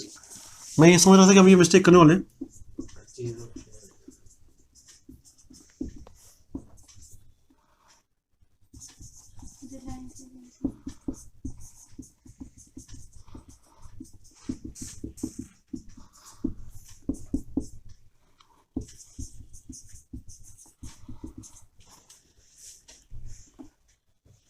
यस, ये 4 अकाउंट अफेक्टेड हो गए या नहीं हुए? अकाउंट अफेक्टेड हुए कि नहीं हुए? आपने कहा परचेज, मैंने कहा शेयर्स, ठीक ना?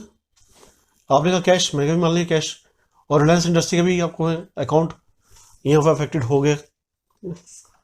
बताइए क्या एंट्री बनने वाली है? 2 अकाउंट अफेक्टेड होंगे तो मेरी एंट्री बन जाएगी, ये तो 4 अकाउंट अफेक्टेड हो गए यहाँ पर। अब बताइए क्या करूँ? क्या परचेज में डालना इसको सही है?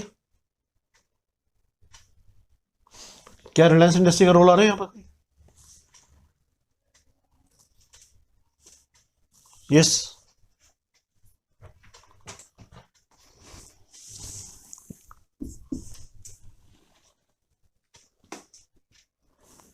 रिलायंस इंडस्ट्रीज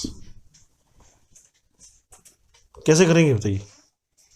अब 4 में से 2 ऑप्शन मैंने डिलीट कर दिए। अब बताइए भाई, इन्वेस्टमेंट किए मैंने, शेयर परचेज किए, शेयर्स को परचेज करते ही उसके जो राइट्स है वो मेरे पास आ गए, ठीक ना? तो शेयर मेरा कौन सा अकाउंट है? नॉमिनल अकाउंट नहीं है भाई। तो देखिए मुझे नॉमिनल अकाउंट मेरे होते हैं एक्सपेंस, इनकम, गेन या लॉस के, बस, इसके अलावा किसी चीज़ के नहीं होते। इतने स्पेसिफाइड क्राइटेरिया मैंने आपको करा दिए कि डाउट नहीं हो सकता कभी भी, लेकिन फिर भी डाउट है क्योंकि हमें आदतें पड़ी हुई। कैश कौन सा अकाउंट है? रियल अकाउंट है। कैश आ रहा है कि जा रहा है? अब आप ये मत कहिएगा कि बैंक्स, भाई मैं आपको अकाउंट्स के एंगल से करा रहा हूँ, इंटरेस्ट इनकम टैक्स के एंगल से नहीं करा रहा। जा रहा है तो जा रहा है, तो रियल अकाउंट में क्या करता हूँ, उसको मैं क्रेडिट कर देता हूँ, ठीक है? और शेयर्स मेरा कौन सा अकाउंट है? रियल अकाउंट है। तो मेरे पास क्या हो रहा है?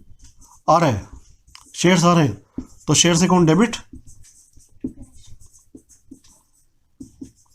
कैश अकाउंट क्रेडिट, ठीक है?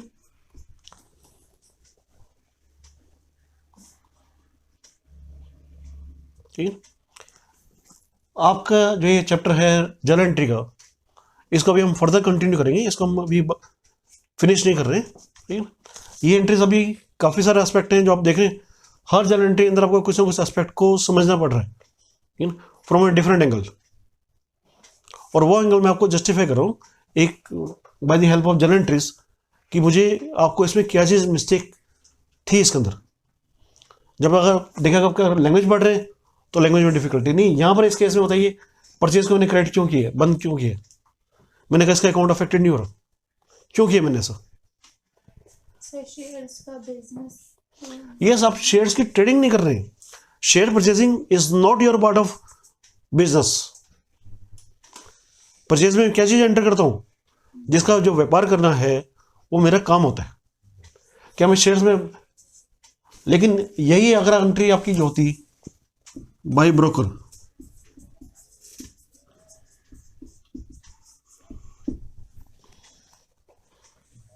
तो यहां पर आपका जो केस है वो डिफरेंट होता। यहां पर आपकी इन्वेस्टमेंट ना होती, यहां पर आपकी परचेज होती, ठीक है ना? यानी कि अभी हमें क्या करना पड़ रहा है, we have to understand the concept in totality, देखना पड़ेगा, ठीक है ना? Rest of the journal entry we shall take in next class.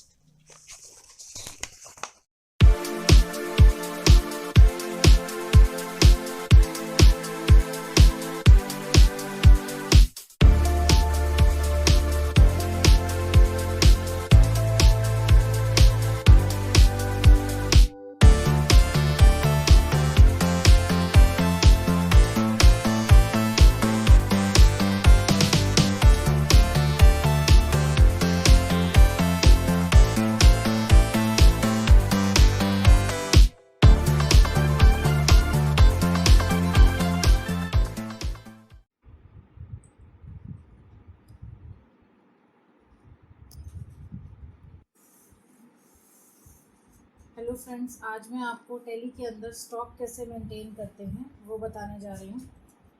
जैसे कि हम बात करते हैं, अभी तक हमने जो काम किया था इसके अंदर अकाउंटिंग से रिलेटेड मीन्स हमने जो भी काम किया था उसमें स्टॉक का कोई रोल नहीं था। अब हम जो काम करेंगे वो किससे रिलेटेड करेंगे, इन्वेंट्री से रिलेटेड, मतलब स्टॉक से रिलेटेड। मैंने आपको बताया था मास्टर्स के अंदर 2 हेड होते हैं, एक होता है अकाउंट्स इन्फो और दूसरा होता है इन्वेंट्री इन्फो। अकाउंट्स इन्फो के बारे में आप पढ़ चुके हो, जिसके अंदर हमने ग्रुप्स और लेजर को डिफ़ाइन किया था। नेक्स्ट जो आता है आपका वो होता है इन्वेंट्री इन्फो। अगर मेरा जो बिज़नेस है वो जो भी मैं काम कर रही हूँ वो किससे रिलेटेड है, स्टॉक से रिलेटेड। फॉर एग्जांपल मैं इलेक्ट्रॉनिक आइटम्स का बिज़नेस कर रही हूँ, उसके अंदर मैं टीवी, फ्रिज, मशीन ये सब सेल कर रही हूँ, तो मुझे जो भी रिकॉर्ड करना है वो खाली परचेज़ और सेल से नहीं करना, मैंने इतने का माल परचेज़ कर दिया, इतने का सेल कर दिया। बेसिकली मुझे जो एंट्री करनी होती है वो किस तरीके से करनी होती है कि मैंने टीवी के इतने पीसेस सेल किए, या टीवी के इतने पीसेस परचेज़ किए, फ्रिज के इतने पीसेस सेल किए या परचेज़ किए। तो वो सारी एंट्री जो रिकॉर्ड होती है वो किस में होगी, इन्वेंट्री इन्फो के अंदर, और उसके बाद इन्वेंट्री वाउचर के अंदर।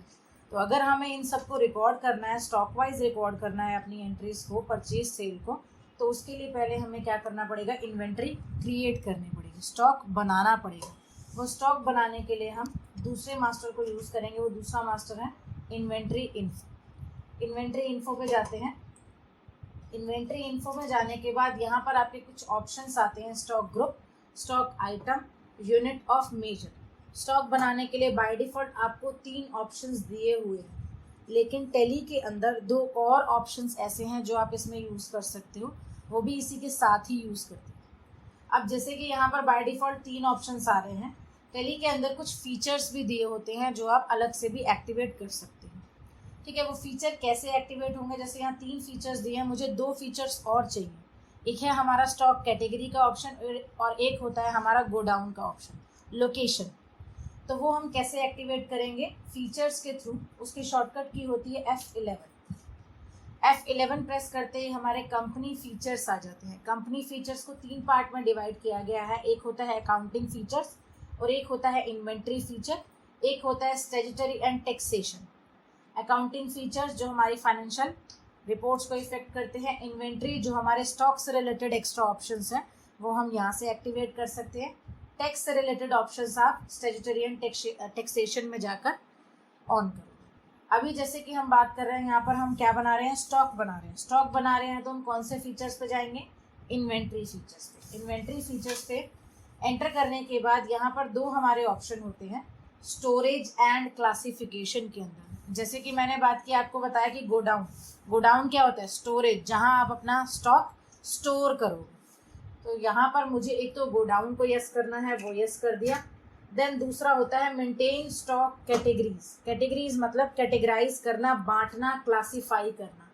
क्लासिफिकेशन भी यहाँ से होगी, और इस ऑप्शन को हम यस कर देंगे। यस करने के बाद ऐसा नहीं कि आपने 2 ऑप्शन को यस किया और एस्केप कर दिया। अगर आप इसे एस्केप कर दोगे तो वो यस नहीं होगा, आपको पूरा एक्सेप्ट करवाना पड़ेगा। आपने इसे यस किया, देन कंट्रोल ए, सेव करने के लिए एस्केप करते हैं। अब आपके पास 5 ऑप्शन आ गए, stock group, stock category, stock item, unit of measure और गोडाउन। अब बात करते हैं स्टॉक ग्रुप, कैटेगरीज, आइटम्स, इनके बारे में, इनकी थ्योरी वो देखते हैं स्लाइड्स में। इन्वेंट्री, जैसे कि अभी मैंने आपको बताया, इन्वेंट्री मतलब क्या होता है, स्टॉक जिसमें आपकी कंपनी डील कर रही है, जो चीज़ आप सेल कर रहे हो, परचेज करते हो, उसको हम डिफाइन करते हैं इन्वेंट्री के थ्रू। नेक्स्ट यहाँ पर सबसे पहला ऑप्शन आता है ग्रुप, स्टॉक ग्रुप। जैसे कि हम लेजर्स की बात करते हैं, अकाउंट्स इन्फो की बात करते हैं, वहाँ पर भी हमने पढ़ा था ग्रुप।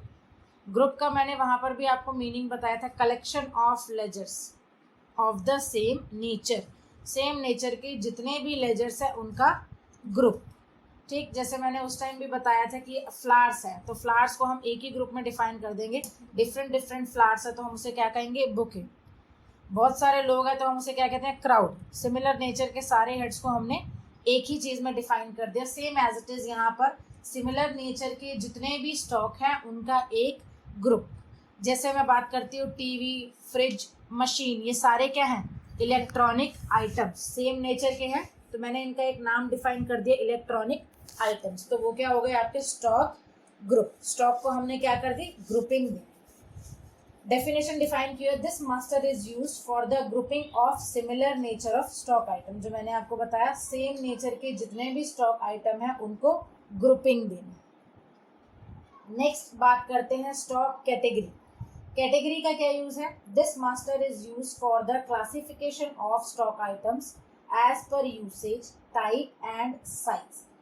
ये मास्टर किस लिए यूज होता है, कैटेगराइज करने के लिए, बांटने के लिए। अब जैसे टीवी है, टीवी में भी अलग अलग मॉडल होते हैं, ठीक है, अलग अलग होते हैं। टीवी के अंदर कोई सैमसंग का भी होगा, कंपनी वाइज भी अलग अलग होते हैं, मॉडल वाइज भी अलग अलग होते हैं, साइज वाइज भी अलग अलग होते हैं। सैमसंग का भी टीवी है, सोनी का भी है, और भी एलजी का भी है।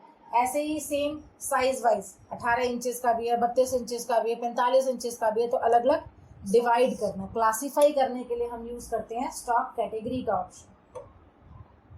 नेक्स्ट उसके बाद होता है यूनिट ऑफ मेजर। यूनिट्स क्या होते हैं, जो आपके स्टॉक हैं, जो उनकी इतनी यूनिट है। जैसे मैं कहूँ दो कंप्यूटर, 10 कंप्यूटर, या अगर मैं बनाना को कहूँ, बनाना क्या 12 बनाना नहीं, हम क्या कहते हैं 1 डजन। तो बेसिकली जो भी आपका स्टॉक है उसे आप मेजर कैसे करोगे, मेजर मतलब आप काउंट कैसे करोगे, पीसेस में काउंट करोगे। लीटर मिल्क है, हम उसे लीटर में मेजर करते हैं, ठीक है। बनानाज है, हम डजन में डिफाइन करते हैं। कोई चीज़ होती है स्टेशनरी है, हम पीसेस में काउंट करते हैं, ठीक है, नंबर्स में काउंट करते हैं। तो जिससे हम अपने स्टॉक को काउंट करते हैं वो होता है हमारा यूनिट ऑफ मेजर। यूनिट को मेजर करने के लिए, मापने के लिए, ने एग्जाम्पल यहाँ पे दिए हुए हैं, pieces, litre, metre, dozen of 12 pieces. Next आता है location. This master is use to create locations where we store our stock item. जहां हम अपने स्टॉक को क्या करते हैं, स्टोर करते हैं। ऐसा नहीं है कि सारा का सारा माल शोरूम में रखा जाता है। शोरूम में तो आप लिमिटेड पीसेस रखोगे, बाकी सारा कहाँ रखा जाता है, गोडाउन। तो वो प्लेस जहां आप अपने स्टॉक को स्टोर करते हो उसे हम डिफाइन करते हैं गोडाउन। नेक्स्ट होता है स्टॉक आइटम। स्टॉक आइटम सबसे लास्ट में बनाई जाती है, सबसे लास्ट में यूज होती है जिस चीज का आप बिजनेस कर रहे हो, जिस चीज में आप डील कर रहे हो, ठीक है। जैसे this master is use to create stock item in which company deals. Actual में जो प्रोडक्ट लोगों के पास जा रहा है, जिस चीज की आप सेल परचेज कर रहे हो, वो आप स्टॉक आइटम में बनाते हैं। जैसे आप ये नहीं कहोगे मैंने इलेक्ट्रॉनिक आइटम्स इतने पीसेस खरीदे हैं, नहीं, या मैंने सैमसंग खरीदा है, नहीं। आप डिफाइन करोगे सैमसंग के इलेक्ट्रॉनिक के अंदर सैमसंग में आपने कौन से इंचेस का टीवी या कौन सा फोन परचेज किया है या सेल किया है, वो आप स्टॉक आइटम के अंदर डिफाइन करोगे, ठीक है। उसके बाद परचेज वाउचर और सेल वाउचर है। पहले मैं आपको स्टॉक बनाना बताऊंगी, उसके बाद आपको परचेज और सेल वाउचर की एंट्री करना बताऊंगी। अब टैली में आते हैं। सबसे पहले जैसे हम एक एग्जांपल लेते हैं, स्टॉक ग्रुप। स्टॉक ग्रुप के अंदर हमने यहाँ पर बनाया, सबसे पहले हम बनाते हैं जैसे मोबाइल। हमारी कंपनी क्या कर रही है, मोबाइल्स में डील कर रहे हैं, तो हम यहाँ पर एक ग्रुप बना लेते हैं मोबाइल। अंडर प्राइमरी, अभी हम फर्स्ट ग्रुपिंग दे रहे हैं तो ये प्राइमरी में ही आएगा, किसी के अंडर नहीं आ रहा। Should quantities of items be added. इसका बेसिकली यूज पड़ता है हमारी रिपोर्ट पर, जो इफेक्ट पड़ेगा रिपोर्ट्स पर। रिपोर्ट्स में क्या होता है, अगर आपको क्वांटिटी के साथ रिपोर्ट देखनी है तो आप इसे यस करोगे, अगर आपको खाली अमाउंट देखना है, क्वांटिटी नहीं देखनी, तो आप इसे नो ही रहने दोगे। अभी हम यस करके चलते हैं।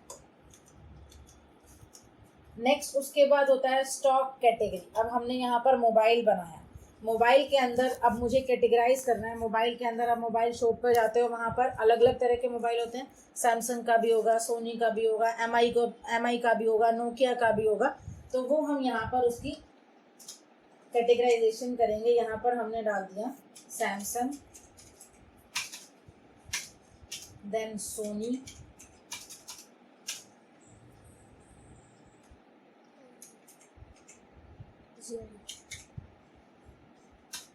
रेडमी, ठीक। उसके बाद नेक्स्ट आता है हमारा यूनिट ऑफ मेजर।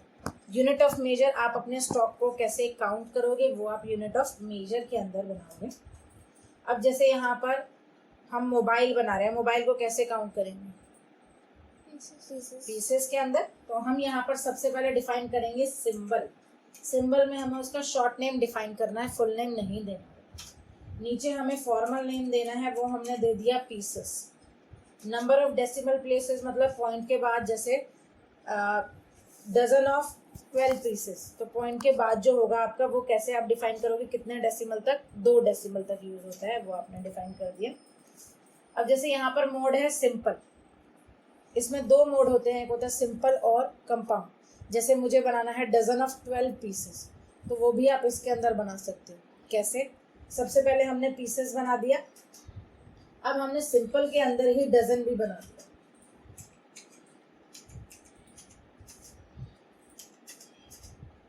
अब यहाँ पर बैक स्पेस करके सिंपल की जगह हम कंपाउंड भी कर सकते हैं। कंपाउंड मतलब मिक्सचर।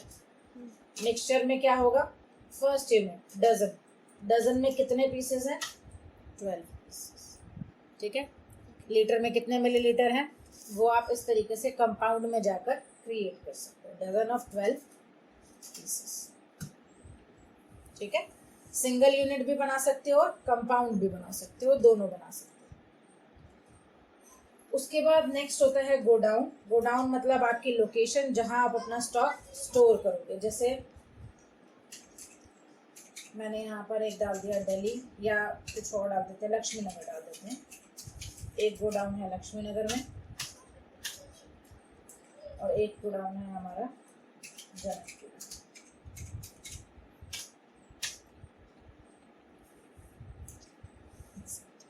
ठीक है, उसके बाद नेक्स्ट आता है हमारा स्टॉक आइटम। स्टॉक आइटम सबसे लास्ट में बनानी होती है। क्यों सबसे लास्ट में बनानी होती है? क्योंकि स्टॉक आइटम के अंदर आपको सारी इन्फॉर्मेशन फिल करनी होगी। स्टॉक आइटम में वो आपसे ग्रुप भी पूछेगा, कैटेगरी भी पूछेगा, यूनिट ऑफ मेजर भी पूछेगा और गो डाउन भी पूछेगा। एंटर करते हैं स्टॉक आइटम पे, एंटर। सबसे पहले जिस चीज़ में आप डील कर रहे हो, जो आप मोबाइल फ़ोन, जो मॉडल नंबर आप सेल परचेज कर रहे हो, वो यहाँ पर डिफाइन करेंगे। जैसे सैमसंग का हम डाल देते हैं सैमसंग गैलेक्सी J6। अब अंडर, अंडर मतलब ग्रुपिंग करो, कौन से ग्रुप के अंडर आ रहे हैं, मोबाइल के। कैटेगराइज, कौन सी कंपनी का, सैमसंग। यूनिट्स, सैमसंग के जो गैलेक्सी J6 के पीसेस है वो आप काउंट कैसे करोगे, पीसेस के। ठीक है, टेक्स्ट से रिलेटेड अभी कुछ फिल नहीं करना। नेक्स्ट आता है ओपनिंग बैलेंस। मैंने आपको पहले ही बताया था, ओपनिंग बैलेंस मतलब अगर पिछले साल का आपका कुछ स्टॉक बचा हुआ है, वो नेक्स्ट ईयर का आपका क्या हो जाएगा, लास्ट ईयर का क्लोजिंग, नेक्स्ट ईयर का ओपनिंग। तो अगर आपका कोई स्टॉक बचा हुआ है तो यहाँ फिल करना है, अदरवाइज ब्लैंक भी छोड़ सकते हैं। मैं दोनों तरीके से बता दूंगी। पहले अभी ब्लैंक छोड़ देते हैं। अभी यहाँ पर गोडाउन कुछ नहीं आया क्योंकि हमने स्टॉक ही मेंशन नहीं किया, तो बताएगा कहाँ की कहाँ है स्टॉक, एक्सेप्ट। दूसरा डालते हैं MI4 या Redmi Note 4। प्राइमरी की जगह हम चेंज करेंगे, मोबाइल से हैं अभी। अब ये Xiaomi का है, यूनिट्स पीसेस में काउंट कर रहे हैं। अब जैसे इसके मेरे पास 10 पीसेस पहले से बचे हैं। जैसे ही मैंने पीसेस डिफाइन किया तो वो आपसे क्या पूछ रहा है, जो आपके पास 10 स्टॉक बचे हुए हैं वो कहाँ है, जनकपुरी में है, लक्ष्मी नगर में। बाय डिफॉल्ट मेन लोकेशन आते हैं अगर आपने कुछ भी मेंशन नहीं किया होता। जैसे मेरा जो स्टॉक है वो लक्ष्मी नगर गोडाउन में है, 10 पीसेस। रेट क्या है, रेट पर आपको इकट्ठा नहीं डालना, एक यूनिट का रेट बताना है, अपने आप वो कैलकुलेट कर लेगा। जैसे इसका रेट हमने डाल दिया 14,000, एक का रेट, तो 10 पीसेस का रेट कैलकुलेट होके आ जाएगा 1,40,000। नेक्स्ट और कौन सा डाला था, सोनी एक्सपीरिया।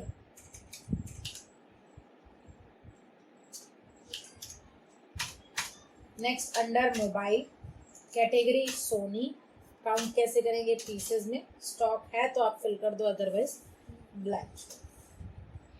ठीक है, अब जो भी हमने स्टॉक बनाया है वो हमें शो कहाँ करेगा, वो हम रिपोर्ट्स में जाकर चेक करेंगे। रिपोर्ट्स में हमारे पास यहाँ पर एक ऑप्शन आता है स्टॉक समरी। स्टॉक समरी पे एंटर किया, यहाँ पर मोबाइल आपको दिखा रहा है 10 पीसेस, जो हमने मोबाइल मेंशन किए थे, स्टॉक डाला था इसलिए यहाँ पे दिखा रहा है। अगर हम स्टॉक नहीं वहाँ पर मेंशन करते नीचे ओपनिंग बैलेंस, तो यहाँ पे कुछ भी नहीं होता। एंटर किया, रेडमी नोट 4, एक ही आ रहा है क्योंकि मैंने एक ही का ओपनिंग बैलेंस फिल किया। आपको मैं चेंज करके भी दिखा देती हूँ। इन्वेंट्री इन्फो में गए, हम स्टॉक आइटम में जाते हैं, ऑल्टर करना है। जैसे हम सैमसंग का भी बैलेंस डाल देते हैं, आपको दिखा देते हैं 25 पीसेस।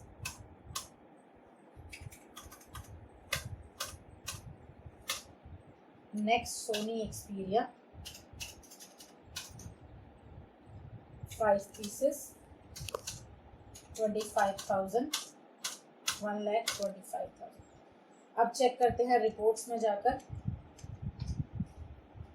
Stock summary 40 pieces. हमारे पास टोटल जो मोबाइल हैं 40 पीसेस है। Redmi note 4 10 pieces, Samsung Galaxy J6 25 pieces और सोनी एक्सपीरिया A1 5 पीसेस। उनके रेट भी डिफाइन है। टोटल हमारे पास पीसेस हैं 40। क्लियर? देन डिस्प्ले में जाकर 2 रिपोर्ट्स और आती हैं, एक आता है इन्वेंट्री बुक्स और एक आता है स्टेटमेंट ऑफ इन्वेंट्री। जैसे सबसे पहले बात करते हैं इन्वेंट्री बुक्स के बारे में। जो भी आपने स्टॉक आइटम बनाया है वो आप यहाँ मेंशन देख सकते हैं। रेडमी नोट 4 कितने पीसेस हैं? 10। उसकी रिपोर्ट्स आप यहाँ देख सकते हैं। ग्रुप जो आपने बनाया था वो आपको यहाँ दिख जाए। ग्रुप वाइज डिटेल देखनी है तो ग्रुप वाइज देखा। और अगर आपको गोडाउन की डिटेल देखनी है तो स्टेटमेंट ऑफ इन्वेंट्री में जाकर यहाँ पर ऑप्शन आता है गोडाउन। हमारा जो स्टॉक है वो कौन से गोडाउन में है? लक्ष्मी नगर गोडाउन में 10 पीसेस हैं। कौन से? रेडमी नोट 4 है हमारे पास 10 पीसेस। हमने स्टॉक बना लिया। स्टॉक बनाने के बाद अब हम काम करते हैं एंट्री का। मैंने आपको बताया था आप क्या कर रहे हो, स्टॉक में डील कर रहे हो। अब आप स्टॉक के साथ अपना सामान है वो परचेज करना चाहते हो, स्टॉक परचेज करना चाहते हो और सेल करना चाहते हो। उसकी एंट्री कहाँ होगी? अकाउंटिंग वाउचर के अंदर ही होगी। मैंने आपको पहले 4 वाउचर बताए थे, कौन कौन से? रिसिप्ट, पेमेंट, कॉन्ट्रा और जर्नल। इसके अलावा 2 वाउचर और हैं, परचेज वाउचर और सेल वाउचर। परचेज वाउचर की शॉर्टकट की होती है F9 और सेल वाउचर की शॉर्टकट की होती है F8। अब परचेज वाउचर कौन से होते हैं? परचेज वाउचर वो होते हैं जिनके अंदर आप गुड्स परचेज करते हो, चाहे वो कैश के थ्रू हो चाहे वो क्रेडिट के थ्रू हो। परचेज गुड्स थ्रू कैश और क्रेडिट।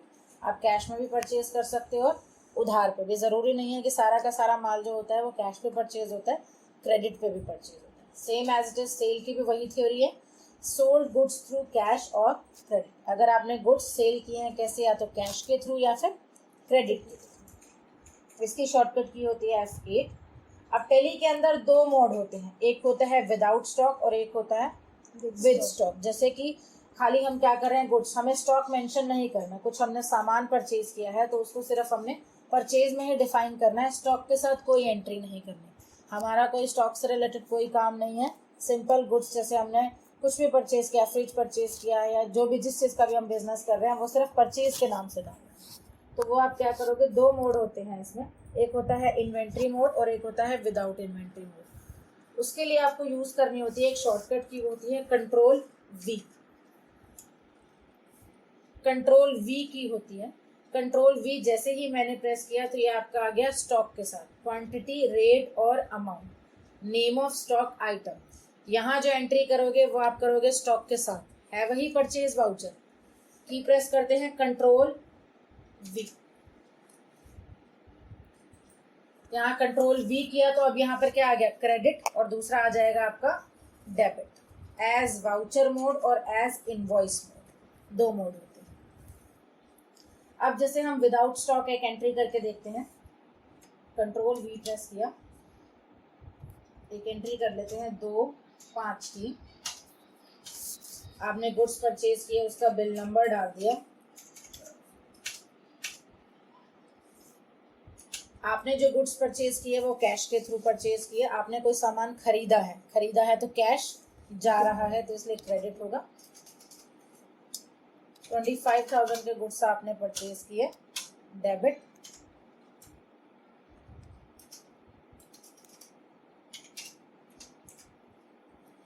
आपने यहाँ पर गुड्स परचेज किए, अगर आपको नरेशन मेंशन करनी है तो नरेशन मेंशन कर दो, being goods purchase in cash. ठीक है, यहाँ मैंने स्टॉक कुछ मेंशन नहीं किया, सिर्फ सिंपल एंट्री की purchase account debit to cash account, या फिर अगर आपने किसी पार्टी से परचेज किया तो purchase account debit to party enter किया। Same as it is sale की एंट्री करते हैं। अब यहाँ पर बाय डिफॉल्ट जो मोड आ रहा है वो क्वांटिटी मोड आ रहा है, एज इनवॉइस मोड आ रहा है। इसे वाउचर मोड में चेंज करने के लिए कंट्रोल वी प्रेस करें। अब हमने इसे सेल कर दिया 10/8, sale invoice number debit, sale किया है तो पैसा आएगा, कैश हमने यहाँ पर सेल किया 35,000, सेल वाउचर, यहाँ पर ऑल्ट सी प्रेस करते हैं, सेल वाउचर बना लेते हैं।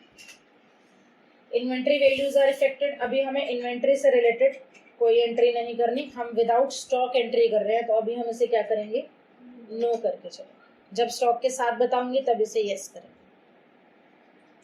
सेट, सेल किया, being goods sold in cash. ठीक है, ये तो हो गई आपकी एंट्री विदाउट स्टॉक। अब मुझे क्या करना है, जो भी मैं डील कर रही हूँ मोबाइल्स के अंदर, मुझे मोबाइल्स विद स्टॉक एंट्री दिखानी है, परचेज करनी है और सेल करनी है। उसके बाद ये भी शो होना चाहिए कि कितना मेरा बैलेंस बच गया, कितना स्टॉक बच गया। तो परचेज की एंट्री करते हैं, F2 2/5 को हमने कुछ गुड्स परचेज किए, पार्टी नेम जिस पार्टी से आप परचेज कर रहे हो, क्रेडिट में परचेज कर रहे हो तो उस पर्सन का नाम, otherwise cash. Next purchase laser, मैंने तो परचेज का लेजर बनाया था लेकिन यहाँ आ नहीं रहा, क्यों नहीं आ रहा? yes, क्योंकि मैंने उसमें इन्वेंट्री यस नहीं की, मैंने उसे डिफाइन ही नहीं किया कि इन्वेंट्री में वो परचेज करेगा या नहीं करेगा, मैंने वहाँ पे क्या कर रखा था, नो। तो आपको क्या करना पड़ेगा, पहले उसे यस करना पड़ेगा, या तो आप पहले ही यस कर दो, सेल को भी यस कर देते हैं। अब एंट्री करते हैं अकाउंटिंग वाउचर में, परचेज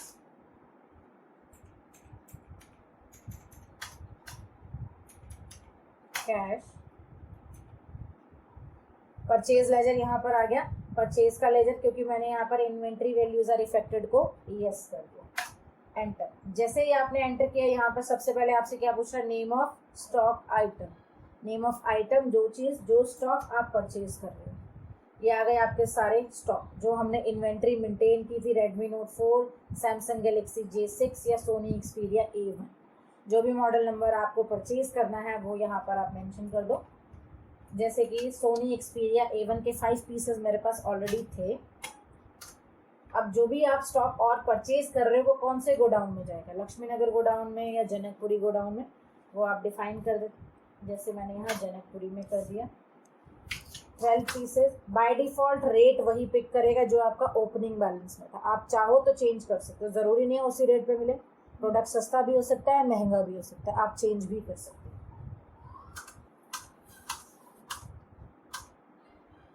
ऐसा नहीं है कि आपने 10 चीज़ें परचेज की तो आपको 10 अलग अलग परचेज की एंट्री करनी पड़ेगी, आप सारी एंट्रीज एक साथ कर सकते हो। दूसरा प्रोडक्ट भी परचेज किया है तो दूसरा भी यही आ जाएगा। सैमसंग गोडाउन आपने डिफाइन किया, quantity 8 pieces, by default rate वही पिक कर रहा है, आप चेंज करना चाहो तो चेंज कर सकते हो, मैंने इसमें चेंज किया। ठीक है, थर्ड प्रोडक्ट भी परचेज करना है तो मेंशन कर दो, अगर नहीं करना तो अगेन एंटर कर दो, अब इसके बाद नहीं कर सकते आप, अदरवाइज वापस आपको बैक करना पड़ेगा। Third product Redmi note 4 godown 12 pieces, except being goods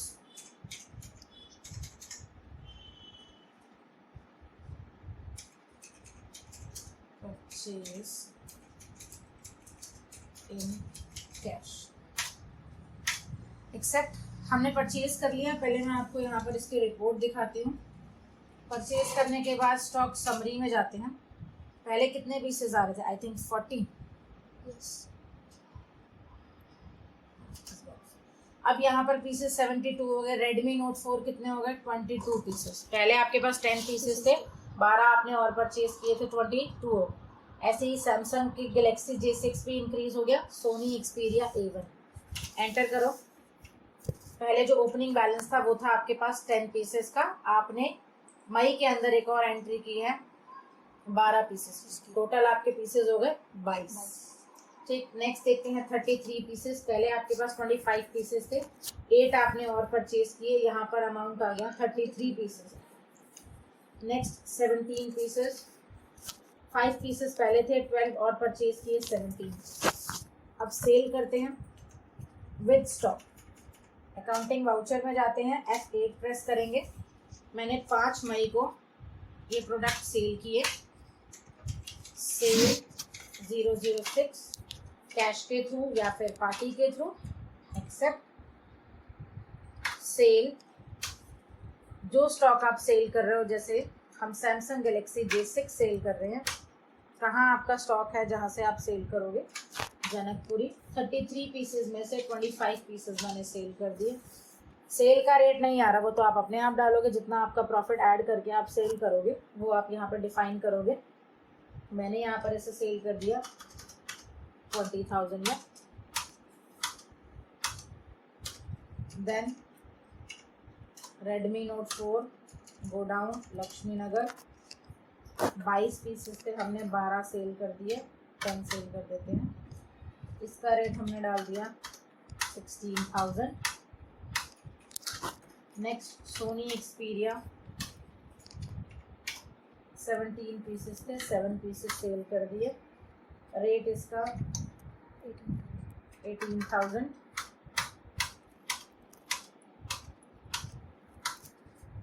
beam stock sold in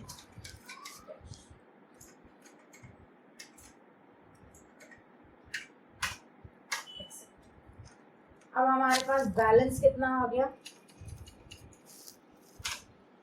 72 pieces आ रहे थे। अब आपको यहाँ पर जो बैलेंस दिखा रहा है वो 30 पीसेस दिखा रहा है, क्योंकि हमने प्रोडक्ट सेल भी कर दिए। रेडमी नोट 4 हमारे पास कितना बच गया? 12 pieces. Samsung Galaxy J6 8 pieces और सोनी एक्सपीरिया A1 10 पीसेस। आप एंटर करके उसकी डिटेल भी देख सकते हैं। 10 पीसेस पहले थे, 12 पीसेस इनवर्ड। इन मतलब आना और आउट मतलब गए, जो आपने सेल करे। ठीक है, ऐसे ही सेम स्टॉक आप इसका भी चेक कर सकते हैं। और सोनी एक्सपीरिया का 5 पीसेस पहले थे, 12 आपने परचेज किए, 7 पीसेस आपने सेल कर दिए, 10 पीसेस आपके रिमेन। बाकी जितनी भी एंट्रीज हैं वो आप डिस्प्ले में जाकर डे बुक में जाकर चेक कर सकते हो। यहाँ पर फिर से आपको Alt F2 करना है। 1/4 से 31 3 ये आपकी सारी एंट्रीज परचेज की, सेल की। ठीक है, आज का सेशन यही कंप्लीट होता है। Thank you.